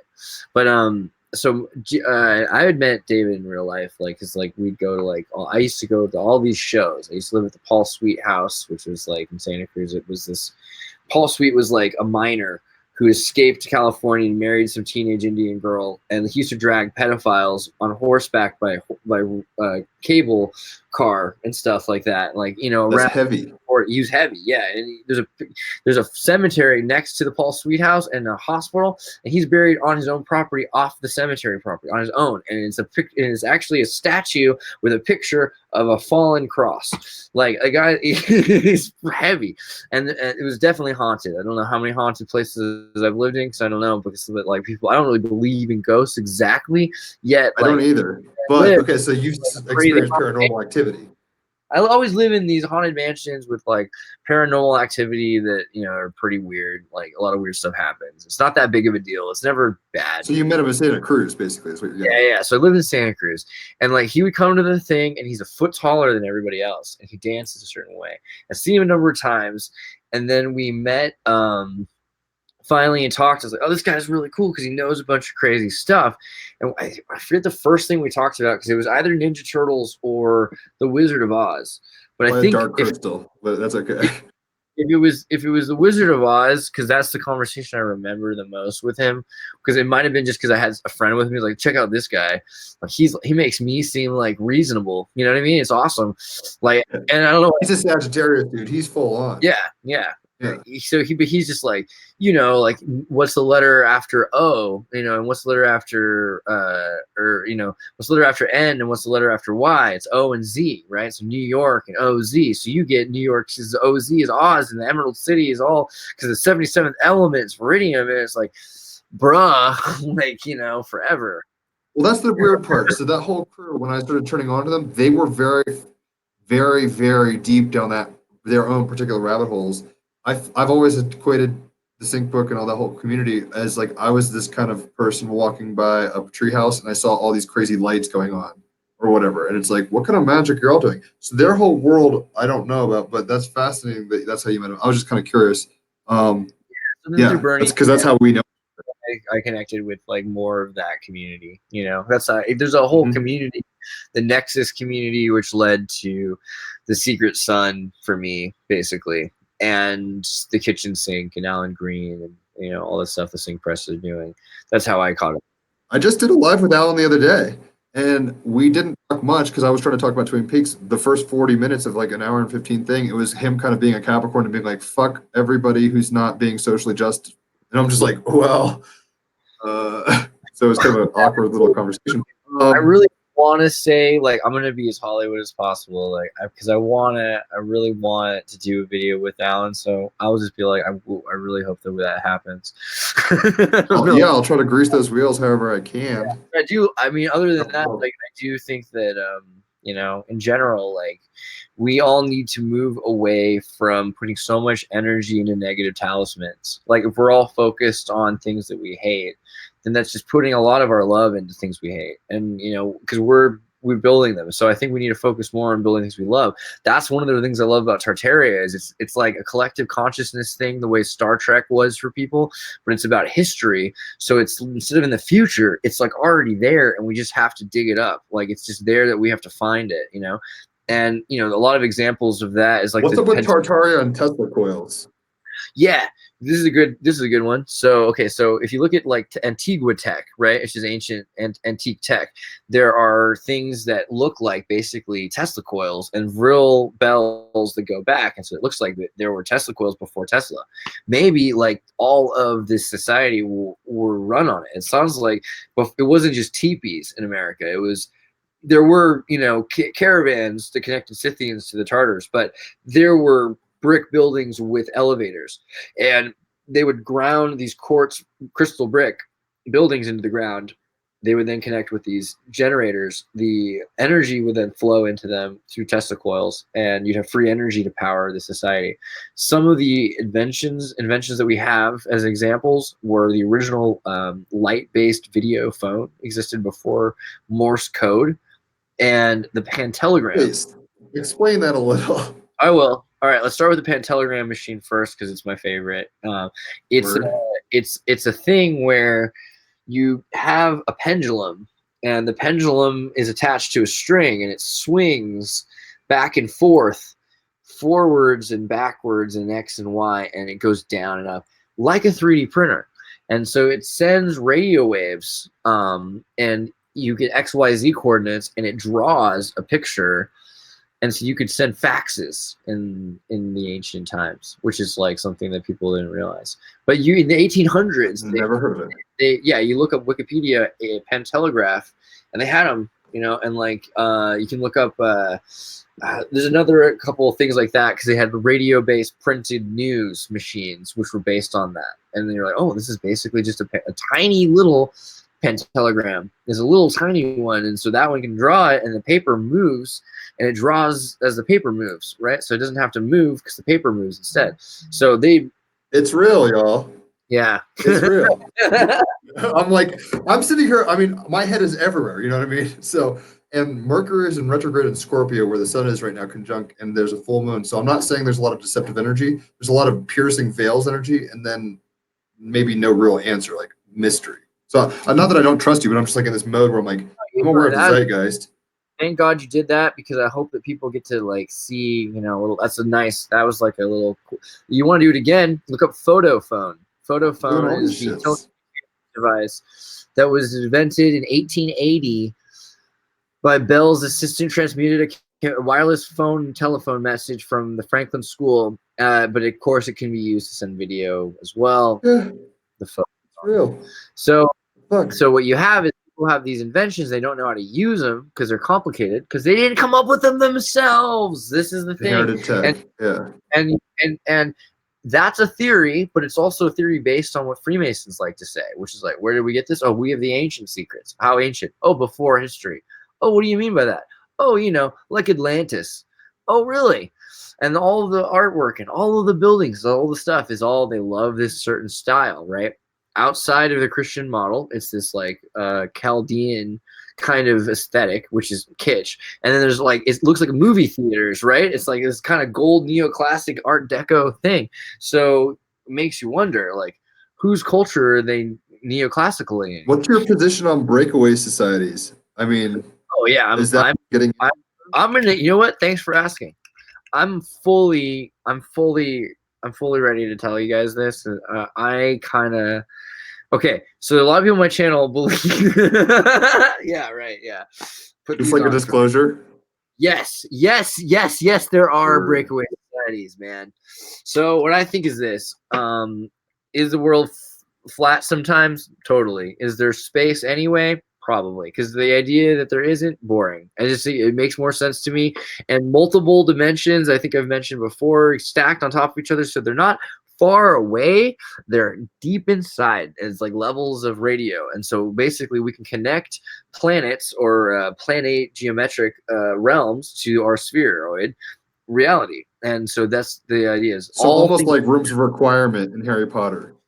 Yeah, basically. Yeah, no, that's basically, so that's the other thing, is everything in Harry Potter is based on some stuff that's kind of real. But which is sad because you think that Harry Potter is so trite, but like reality is trite. So So we can do Patronuses. What is that? well, it sounds like a kind of liquor, but anyway. So all right, hold on. Before we get into like any The sort only of, reason I asked about breakaway societies is because it seems what we're talking about with Tartaria is that there was a coup. yeah, There was on the Northern European Western cultural front I mean, in your estimation, demolish a people group and a history of that people group. you've seen That would make what we live in an Stargate. inheritance of a. Stargate's tried to presupposition of there being other realities that are existing or there are things happening, and maybe you've heard of Corey Good and like there's David Wilson. I've heard of this. Yeah, I've got some friends who are way into that. I think that stuff has some weight to it. I don't know if I trust them per se. I don't want to say I don't, but I want to say I do. Like the main thing I'm going to say is that my whole life, okay, my grandfather worked for Lockheed, and he worked on he kind of helped come up with the ceramics. Like he led the team that built the ceramics for Columbia shuttles and reentry shuttles, and he worked on B-29s and things like that back in the World War II. Gnarly. So, like kind of a lead into aerospace and rocket engineering, and he worked on the Alabama plant and like worked with Werner von Braun and things like that. So I always thought space was real, but I also believed in God and in the Bible, and I thought that the flat Earth thing, there's something to realms of imagination, and that God is more like magical and mystical than the way we're being described, and also that there's this weird illusionary quality to this idea of the question between, is the sun and the moon really different sizes? Because in the sky they're the exact same size. Everything that's supposed to be happening is this amazing amount of math and illusion to confuse you into believing this lie, right? And so why would God do that? And so it always made me think that that's kind of weird. I kind of forget like what my point was. Oh yeah, aliens. So breakaway civilizations. Breakaway, whatever. Yeah. Yeah, like the flat In a earthers. weird way, what we're saying with Tartaria is that we're the inheritors of a breakaway civilization. Right. The Christian Western. I promise. But like I need to remember the parts of it sometimes, so I will need to ask you. But so here's my thought: is that aliens exist in the sense that they're demons, and there's different luminary planets. There's different luminaries that connect them. And this is also like I think Alex Jones on Joe Rogan. He talked about this. I had a girl who I was dating who didn't believe a word of what I said until she heard Joe Rogan and Alex Jones talking about. He's like, there are people out there that are frogs that are being turned gay. You know what I mean? Kind of thing. Like she heard when she started talking about people that have had DMT and then they have oxygen and put into their bodies. And like if you've ever woken up in a hospital bed chained up because you're on some research chemicals in California or something like that, like a lot of people are part of some weird club they don't realize they are.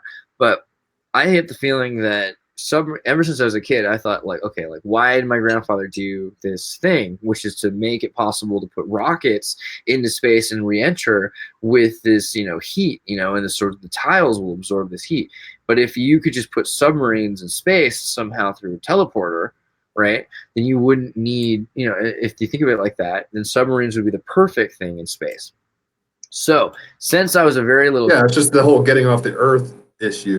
I mean, they're trying to use a certain mechanistic propulsion system. If you need causality to get from A to B, but if you can skip it because of quantum physics, right? We can teleport things into space now. We now know about plasma, so we understand that there's a fourth state of matter, and that all things at some point were tied to each other. Was what the big belief of the Big Bang is. At some point, everything was. So if you can get to a point of singularity, then you can find the state where all those things exist in the same dimension, essentially, which is a dimension of time. So time is a kind of space. So you have multiple dimensions of kinds of space, but that's why if you were able to create some sort of a fold, which is what like stargates are.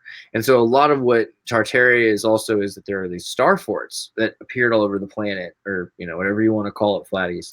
But like you've got this whole thing where there are Bastille forts in Hawaii, you know what I mean? Like from the 2,000 years ago. So what the heck is that? So these stars, and they look like snowflakes. They don't just look like stars, they look like snowflakes.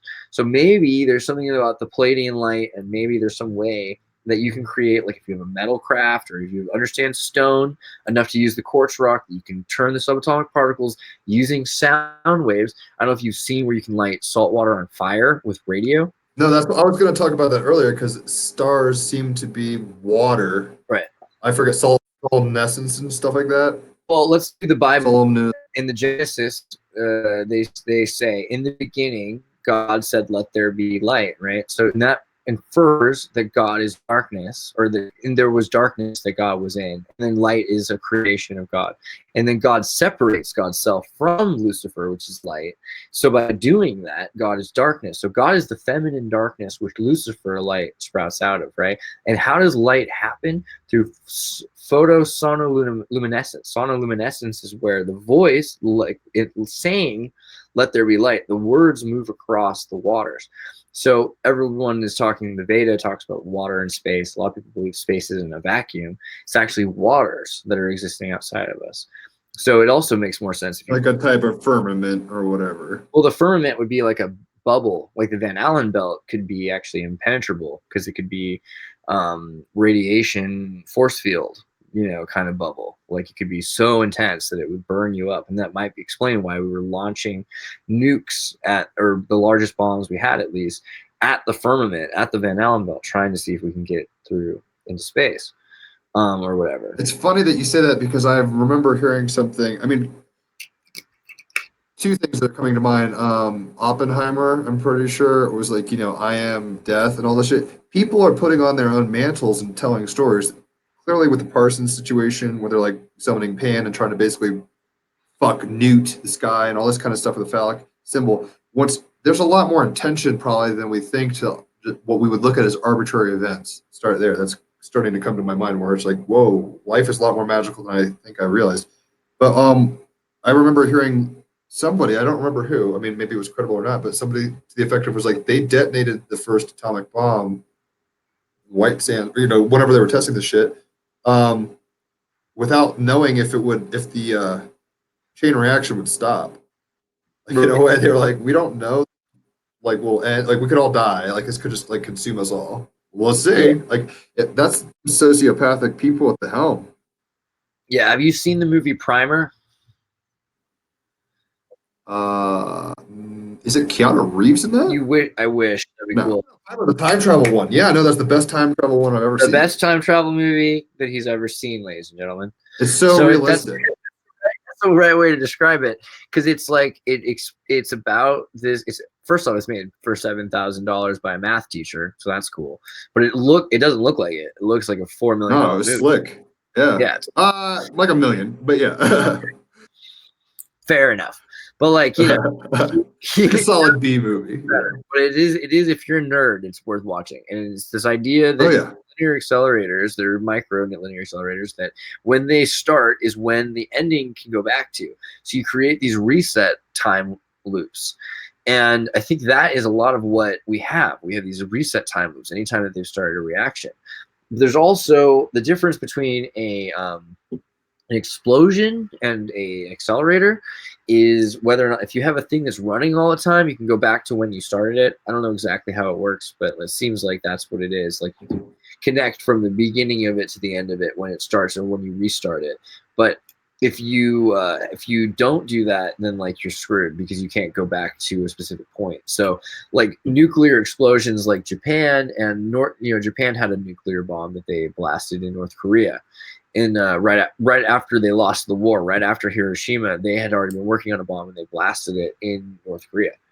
I've never heard that. Yeah, and I always, it's funny because this is weird. This night we've talked about the Scone stone and the birthright blessing.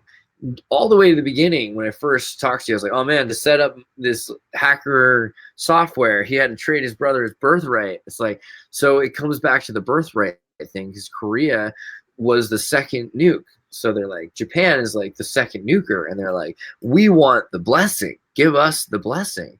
And when they go and they start the blessing, it's like, all right, well, you will work hard by the sweat of your brow to the end of your days. But what's trippy is they didn't die out. On Tamagotchis. You would have thought, yeah, but you would have thought that they would have had a lot more cancer, and they didn't. And it was because miso soup can consume the heavy metals, and it's like Because of the mycelium-based thing, right? weird Isn't enzyme miso soup breaks up the protein and deal with radiation? like origami the protein into amino acids and just consumes it. So, and it's because of some 11,000-year-old, probably like, bacterial, fungus, right? Yeah. So it's like there's some kind of thing with timelines where that drop causes these rings outside of it that affect history forwards and backwards in every direction, and probably space and time. That's like the butterfly effect of it. But well, that's David Plate's whole thing was 9/11, right? And the whole like holistic tower representation, dark crystal kind of synthesis of the spheres. I mean, I don't know how familiar people are with the Dark Crystal. I haven't seen the new one. I need to watch the new Netflix thing. But Henson, Skeksis and Mystics are basically separated polarizations of a single entity that at the end of the movie, spoiler, becomes one again. I'm wondering, well, I'm just thinking out loud now. You got my head spinning on a lot of things. The nature of Team Rabbit Hole. So where do we go with this? I mean, okay, so you're like, are you just blithely like kind of hoping people get political and then start asking questions out loud? Because I think ultimately we're entering the age of Aquarius. Just put it that way. Age of Aquarius is going to be about hyper individualism and intellection at a very deep level. But at the end of Pisces, which is probably where we are still technically, it's Pisces is about illusion, dreams, all this stuff. Like it's very. We've covered a lot of things where I could go either way on them, and I don't have necessarily evidence. I'm going to start doing a little more research clearly, but how do you deal with gatekeeping and truth as an objection, like an objective thing versus like, how are you being discerning in these waters? So the way we have it is like, and that's a good question. I hate to sound like duh, but like, no, my in Gene Keys, my Gene Key is discernment. So it's like this is how I. The hardest thing to do all the time. So what we found is you can't with YouTube or Google just do that. Facebook makes it really hard too. So we've been building our own software, and so I'm friends with Hoffman, and he made Minds, and Jitsi is another company that makes open source video software. And so when Hangouts fell apart, we were able to like come up with a jerry-rigged solution where they like work in each other. And so we're building this thing called the Foundry. And so Tartaria Nova's got the Foundry, which is about the orphan kids that were like on trains. Because what the big part of it is you find out that like most people are orphan ancestored. There was like a few hundred years ago, they would just drop kids off in towns on trains, and they were the foundlings. And there's like 20, 30, 40, 50,000 kids a month coming out of countries like Russia and America, and they'd swap them back and forth. And if you didn't have a kid, which a lot of people didn't because of radiation or syphilis, or you maybe had the mumps or something like that, or maybe you were a shaker, I don't know what the heck was going on, but it sounds like there was some kind of crazy disaster that destroyed people's ability to have kids for a while. They just took kids from other people. And like maybe it also was that so many people's kids, they lost their parents, or whatever, but it also was Catholicism and everything else. So they would just they'd have a sign like, come to the middle of town and you can pick up a kid or a bunch. And so the foundlings. So we have the Foundry, and the Foundry will be the software. It already reminds me of Chitty Chitty Bang Bang a little. Oh yeah, children, I have lollipops and candy. Yeah, and it's like the scariest person. That's kind of the thing I think also like with a lot of people like that they with the Pizzagate and everything like that. Like I know that was a big schism in Sync book. That was one of the things. It was like yeah. I feel so like not to go back there. Like, I want to go there so bad. Like I want to talk about that kind of like like I know like we were supposed to never mention it again, but like Epstein, bro. Like it's like that's making it a little more relevant and more applicable. It shows how everyone's talking about this thing that happened in 2008. It's like, hello, there's a lot more that's been going on since then. And if you don't think that people use code words to trade nefarious things, then you've never bought drugs, and that's fine. Like you're squaring. Yeah. Like everybody else knows like that there was a hidden message there. But man, I'm sorry I had to. No, you're cool. And this is, I hope to have more conversations. I hope to come a little more prepared and ask you like cogent things, be like, what is your opinion on this? How do you, because to me, this is like a 101, but not even that. I'm like walking by a classroom that's talking about 101, and I happen to hear a few words from the lecture. I'm not even in the classroom yet. Go to the tartarinova.com and go into the Discord. And what we did was we built a Discord server, which has radio chat, and people talk to each other in the radio chat.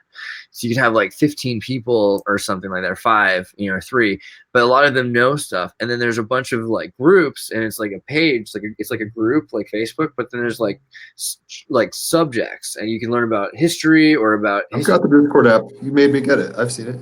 Yeah.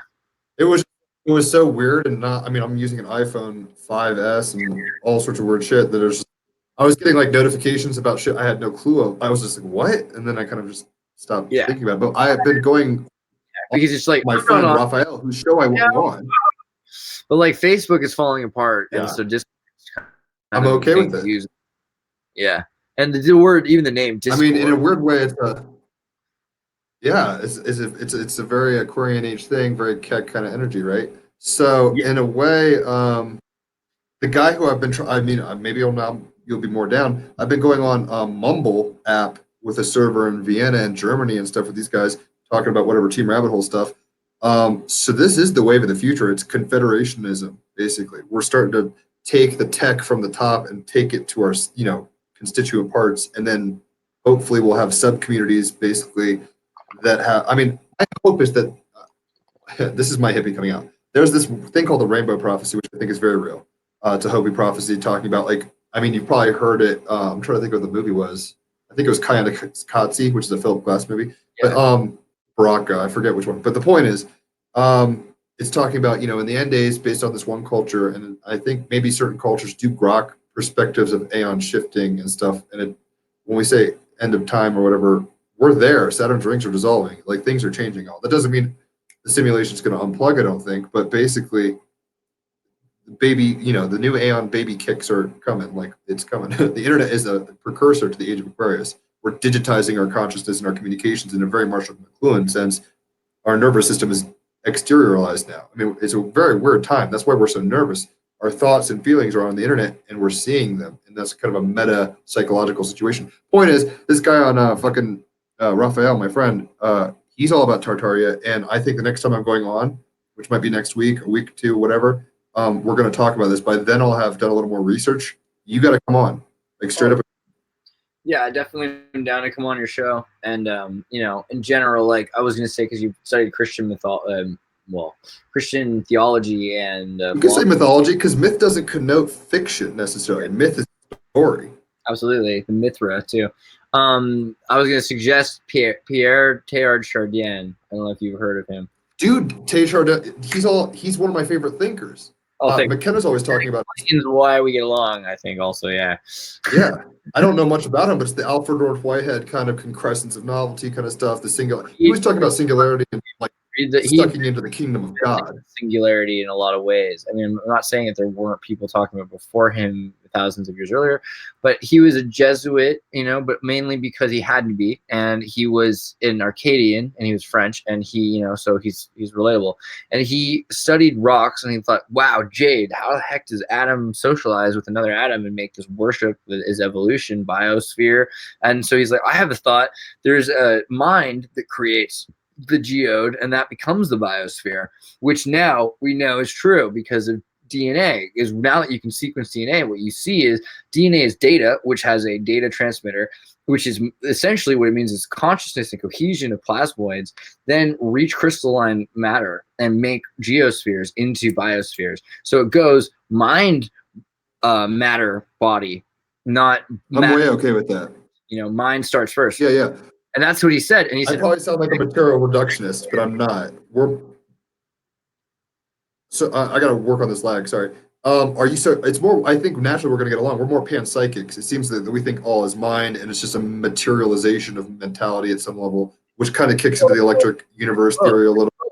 There's both, right? So here's the thing, like matter matters in the yuga of Kali. And like, if you think about it, what we have in terms of the yugas is they're all happening at the same time. So this is the realm of perspective where we're thinking about it in terms of that perspective. But what it is like atoms are socializing in order to worship the omega point, which they're reaching, which is what they're springing from. So the alpha is the omega point, and it goes back into itself. So what you have then is you have the monadical reality. So atoms, they have social hierarchies, and they have interaction, and they have awareness that are built up on top of each other. Awareness is the thing that matters. And so matter and energy exist in a thing that's a milieu. It's a divine milieu, and so that's the book I'd recommend. Like, there's two. Like, if you weren't into like this stuff, I'd say read his first book, which is The Phenomenon of Man, which is like, hey, isn't it interesting? But if you're already like, wow, it's fucking fascinating, then divine milieu is like, all right, I've studied this all my life, and I've been silenced by the church, and I've been sent to China, and I've discovered the Peking man, which proved evolution is God's will. And you know what? Here's my rest. The only thing I can, the best I can do. And so the divine milieu is like what we are. Like, this relationship that we're having is a church, because it's not a building. It's like, you know, the mechanisms of the cathedral that are Jitsi and Facebook and YouTube are not the church. Like, our conversation about things that are greater than ourselves is something to a higher lens of theos. And so theology is that. So shared lens is like the worship, and worship is evolution.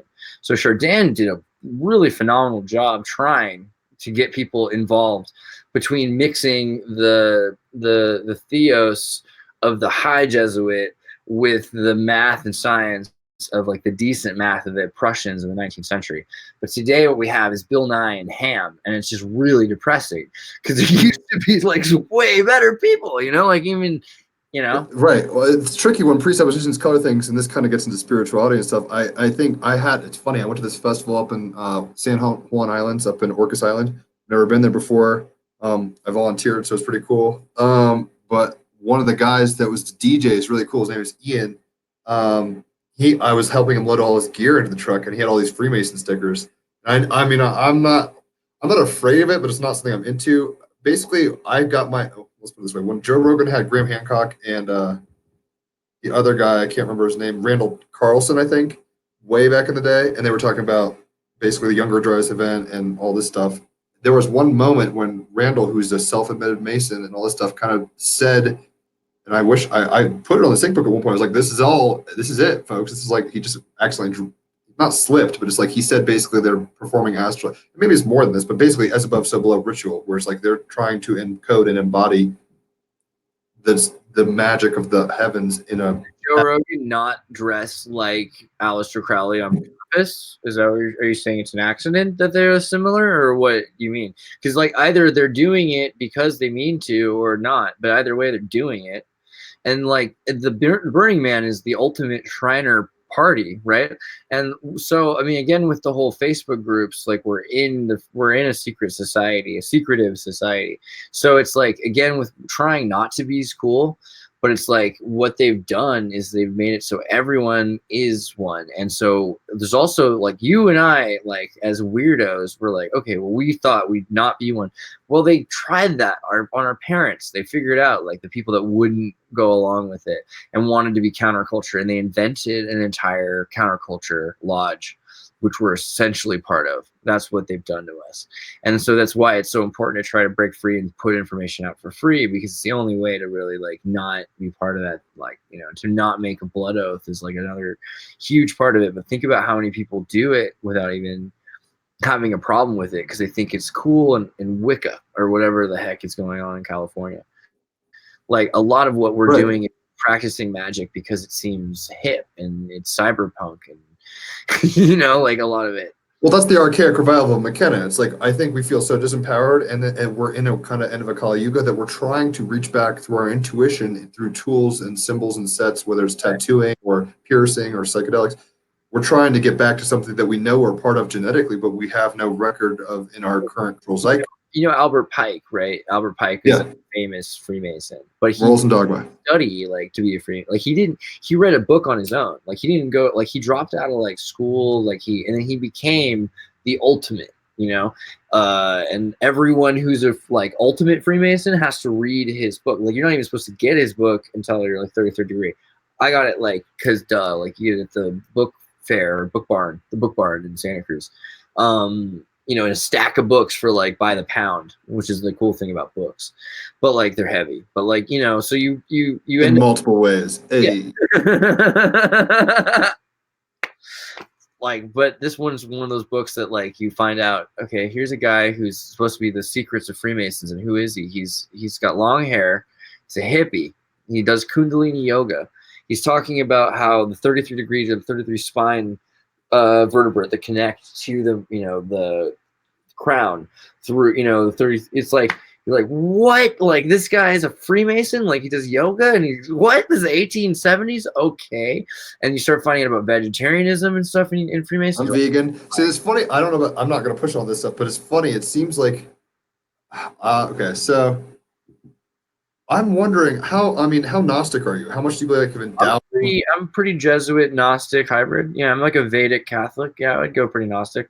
Vedic Catholic, that's what's up. Because there have been initiatory points in my life, like, for example, I started waking up really hard in 2003 because of a mushroom trip. I was in high school, in my senior year of high school, and I'd done mushrooms and shit like that, whatever, it's fun. It was actually a summer of that, where it's just like, let's jam, having people over, and shrooming out. So I had this one mushroom trip. My friend and my brother ate a chocolate, like an eighth of mushrooms each, and I ate one, and I had no visuals, but I had the complete gnosis, like the complete awareness of as above, so below. I understood this macro, microscopic relativity of things in a way, and it kind of fractured me to the point where I was like having to go. I mean, I was going to my pastor, being like, "I think I've had the revelation. What the fuck is happening?" Or like I couldn't process it. To math teachers, they were like, "Check out 2001: Space Odyssey." I read the book first, and then I watched the movie, but which is a really heavy book. If you haven't read it, it's good.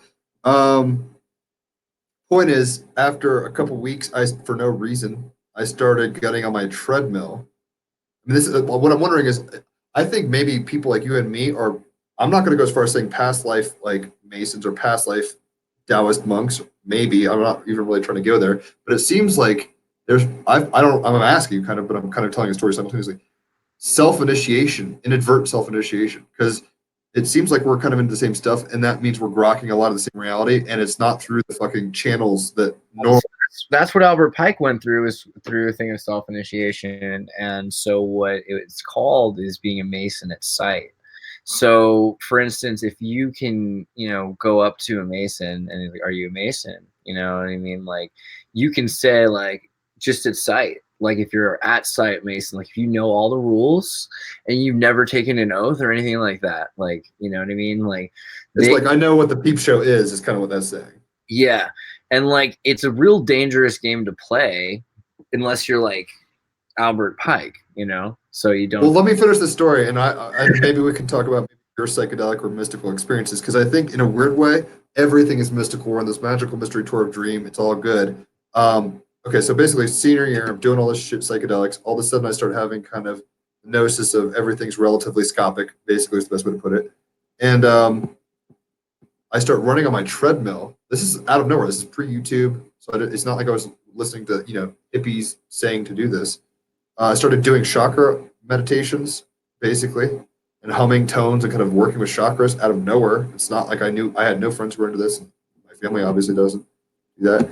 And I started running on the treadmill at a very high rate, like on 10 out of 10, and putting like G Unit and like Sting and the Police and things on loop, on getting a BPM basically, and basically kind of resonating with that at a BPM and running really hard, getting my body in this high trance state essentially. And I would do that for like an hour or two, and then for no reason, this is like self-initiating things. So that's why I'm asking, like, what's up with magic? How much magic do we really know? We probably know more than we think. Would hop off the treadmill and get into a seated lotus position and just focus on my third eye, which has been having a lot of pressure while we've been talking. So I think this is an important conversation. I would just kind of focus on my third eye and just be like, I'm trying to pierce through this like plane or whatever. And for 2 or 3 weeks, I was doing this for no fucking reason. Like, I wasn't like, there was no payoff here. It was like manic exercise with like trying to meditate in a way that my family probably thought I was going insane. At the second week, third week, whatever, I've had the only astral projection I've ever had occurred, right? So I'm sitting there listening to Alan Parsons' Project iRobot, which I highly recommend if you guys aren't aware of that album. Alan Parsons produced Dark to the Moon, so it's got this funky 70s progressive rock vibe. but basically it's based off of an Isaac Asimov book about, it's called iRobot, becoming like a robot becoming self-aware, kind of like Ex Machina from the 70s and like earlier. So anyway, I'm listening to this album and all of a sudden my astral body fucking pops up and I'm looking at myself like I'm a silver thing and I'm looking around like at my body, very much like Inception, where it's like I can still hear music, but I'm like untethered. So I'm like, fuck yeah, let's see where this goes. Kind of float around my room. I'm like, I mean, I'm a Gemini. I'm curious, right? So basically, I'm like, how far can this go? I shoot out past Earth, and then all of a sudden, I'm in this like gridded space that looks very much like Taoist art, like hollow mountains or like Tron Outlands. So when people talk about flat Earth and stuff, I'm like, maybe there is a grid. I kind of saw a higher dimensionality of it. Very much like Alex Gray's Teilhard painting, quite frankly, where it's like grids but hollow mountains. I'm chilling on this mountain, and all of a sudden, this dude comes up to me, and is what I perceive to be Jesus. Doesn't look like, I mean, it looks like Middle Eastern dude, chill dude, no angels pronouncing this or anything crazy. And I'm sitting there, and I'm like, kind of hearing this album, and I'm just like, what the fuck? Like, I had no concept of this to be possible, right? Like, basically, dude comes up to me, and at this point in the movie, this is Synchronicity 101. I'm hearing in this album, tethered to my body back in wherever I am physically, this one moment of that album, there's this cacophonic choir basically doing atonal fugues and all sorts of riches, just like hellish sounding. And I'm chilling in the space, and all of a sudden it looks like this writhing, inky, dark blackness or whatever, and this Jesus avatar thing, whether it's a psychological projection or an actual thing, I'm not sure still, was like, I went there so you didn't have to, which is basically the gospel. And I slammed back into my body, and I was so freaked out that I was like, fuck it, I'm going to go smoke weed, irony alert. I'm going to go smoke weed again, and I'm going to go, play with chicks and drink or whatever I was doing. Like I fell off the woke wagon until about a decade later, right? 9 years later. So I'm wondering how much, like, it's cool. And tying back to Ian, this guy that I met at the festival, he's a Freemason. He had all these stickers, and I recently reached out to him. I was like, what's up with that? And he was kind of like, oh, you can join. He's a 31 or 33 degree Mason, whatever, leader of a lodge, all this stuff. Made it seem pretty basic to get in. It's not nearly as like difficult. It's like you just go ask and they'll figure, and I'm not going to go do it necessarily, but it made me like, I'm not that scared of it right now. But I think in some way we're initiating into the mysteries that they're trying to grok as a collective. Like the thing is, like, why do you, so I was asked, of course, and like I was like, why would I was like, like, I don't, so what's the point if like all the secrets are out there, and then they're like, well, like there's other things in secrets, and I'm like, yeah, but like, if social I'm not mobility, talk about these upward social mobility. I'm not allowed to talk about these things anymore, then like what would be the point? So like what I do is I talk about these things with people. I share this information. So if all of a sudden I'm not allowed to talk about these things anymore because they're deemed secrets from the 1800s, I mean, that'd be like saying I'm not allowed to talk about aluminum or electrolysis, or you know what I mean? Like it's just like, it's not me. Like I like, and granted, I understand there's some people that are like autistically need to tell everyone everything, and I'm starting to realize, okay, you don't really need that. Like there may be, but like at the same time, information should be out there, right? Like it should be out. I like it when it's out there. I prefer it. So that's my big grief. What's your natal chart? I'm a Pisces. You know your astrology? I'll give you a link to it, but I'm February 18th, 1989. I'm the same birthday. Oh, I'm not going to look it up right now. I was just like, you're a Pisces. I'm a Pisces. You know where your North Node is? I'm a Pisces by 2 minutes out of Aquarius, on the cusp. A Leo rising and moon. Leo risings. I forget the rest. There's a bunch of other things, but yeah, Yoko. Oh, there's a bunch. I'll read your chart for pro bono at some point. It's dope. Yeah. And I think astrology is like weirdly tied to like most of this stuff too. Like we're starting to see like all that, like retrograde is like a real thing, obviously. Here we are. But sorry. Yeah, it seems in a weird way, like, I mean, this sounds crazy, but perception creates reality largely. And then we're able to alter our perceptions. We're able to program perceptions and stuff. That's what the whole Tartaria thing. Billy Meyer. So is that right? So Billy Meyer is a rabbi who believes that Jehovah was an alien, like life, like consciousness that illuminated through light, and that Emmanuel was born because Pleiadians felt they'd interacted too much in our realm. and so they had to come and correct and adjust for it according to like their laws. So he's from like 1937.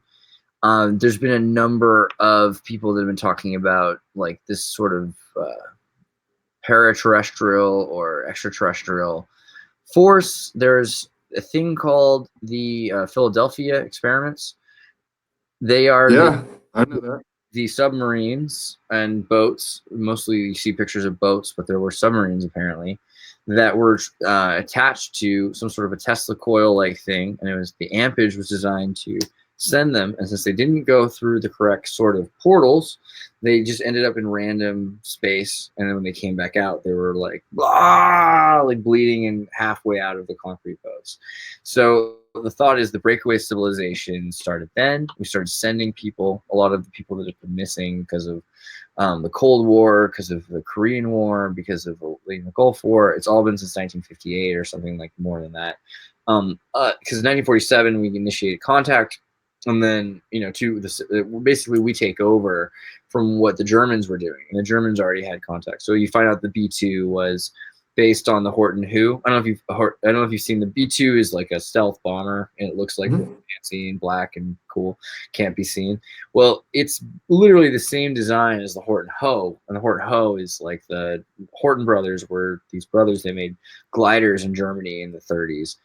So the plane goes back to them, and they were part of this real worship thing that were into the Pleiadians.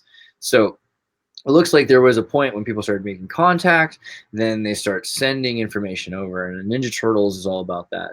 So the Ninja Turtles, you've got the Philadelphia, connection to New York City, and then there's this mutation where the turtles come from, and there's Krang, and Krang is the brain of a giant Godzilla thing, and he's lost his body, and he's like, build me a body to the Yakuza, and because the Yakuza Build me a body. and he's saying, to the Yakuza. Shredder's the Yakuza, right? And he's a Japanese businessman after the nuclear blast in Japan.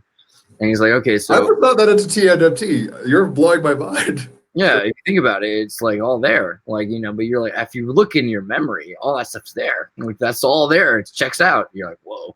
But like, yeah, Shredder is like, okay, I'm from Japan. There's a nuclear blast. Everything's screwed up. Like, Rokusaki goes to New York City. Like, I don't know what am I going to do? Face is all screwed up and scarred after the nuclear blast and everything's happened to me. The rats got, all this stuff. So Krang's like, build me a body. I'll give you technology. So he's getting technology. So the Japanese Yakuza are part of the Sony wave where they're giving all this great Japanese tech. And so, wow, Japan after the nuclear blast has all this great tech. And then all of a sudden, Philadelphia experiment. And all of the New Yorkers are having some pretty great tech too. There's this ooze and everything's happening. So there's this idea that the breakaway civilization is from Dimension X, and that Krang wanted us to bring him technology or build him a body here so that he can take over this dimension, because he's been kicked out of Dimension X.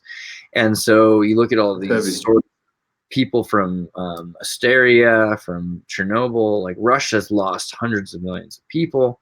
And it's like, okay, South America's lost hundreds of millions of people. America's lost lots of people, but we don't think about it a lot. But there's lots of people that are lost. And even if you look at raped orphans and the human trafficking and everything that's going on, like a lot of people just disappear. So, of course, it could be that they're just being put in giant meat grinders and disappeared, but it also could be part of this giant breakaway civilization thing where people are mind controlled, their brains are broken, they've gone through the worst trauma possible, and then they sign up to go to Mars with Elon Musk, essentially. And that's kind of what breakaway civilization is all about. What's interesting about Elon Musk is he doesn't just run the Tesla company. He doesn't just run SpaceX. He also runs the Boring Company, which is really exciting because, the Boring Company is like they build subterraneans. And people, subterraneans, a super mole, I think it's called, right? Like a land mole, I think is what the Soviet Union called them. And so they're submarines, but not for marine, not for water. They're for land. Like they go drilling, and like nuclear warheads on the ends of drills, bigger than your house, that are comfy to be inside of. You could you could live comfortably in some of these drills. And it's the Technodrome, which is, in Ninja Turtles. So it drills down into the ground, and its mouth is so hot that it makes the rock into glass as it goes through it, and it goes 6 miles deep or whatever. And if there's a time travel or something like that, it could just wait it out, right? Because it doesn't have to affect the butterfly effect because the butterflies are above it. So there's this whole alien ant farm kind of thing under the earth is the idea. There's a number of layers of right, yeah. And then I'm gonna have to like check out TNMT now. Like, yeah, absolutely. That's yeah. to it than you realize. And the comic books are pretty depth too. But yeah, the thing that's weird about breakaway civilizations and alien ant farms, like in terms of like what could be going on, like there could very well be like under the earth are portals, and that the maps are from in the Bible, Sheol, like you see, like that's how they get out, like they go through Sheol, so they go through the under earth. And that seems pretty realistic to me. Like, and it's interesting that Elon Musk, at the very least, that he runs the Boring Company and SpaceX, because it's not just that he's going up, he's going down, he's going any direction he can, Going as above and below. yeah, exactly. Interesting. I don't know. I could talk for hours. I don't want to bore you. I think it's later. I mean, where are you at? We did pretty good. It's 10:30 almost. I think. All right. For 2 hours and 10 I think minutes. this should be. I've got a lot to mull over. I want to meditate, and I don't think I'll do this tonight. But like, it's a full moon. I want to kind of get into it. Much mahalo for having me on here and entertaining my questions. I think we should talk more. I think the cross pollination of ideas, if a little bit, would be a lot of fucking fun. Totally. So I'm down to go on and do something on your thing soon too. Oh, I'm gonna start bailing on Facebook now. I'm gonna start doing both. Yeah. Like, I'm just like, this is Jitsy's great. Okay. Minds is great. You'll probably find with Minds more support. Like the thing is, sometimes some of your friends see some of your posts ever. With Minds, like you're guaranteed people that don't know you are gonna see things because it's like 2 million new people, and it's pretty great. Like it's pretty cool. So I recommend. Word. Well, keep doing what you're doing. I'm gonna do more research. I'll hit you up about the show with Raphael. That'll be live in the next week or two. I'm going to Australia for 3 months, but we'll figure this out. Awesome. Yeah, tell your buddies who are doing this programming, keep it up. That keep that shit up. Like we need these options. I don't think I'm realizing. I mean, it's weird. It's tricky. With the whole TNMT thing, it's like we're in a movie. Twin Peaks. Yeah. We're in a dream kind of thing. In time, it's very. It matters, like you were saying in this yuga. So, what a fascinating time to be alive, right? Right. Thanks for coming and being a part of this. We'll definitely do it again soon. Definitely. Definitely. All right. So what do I do?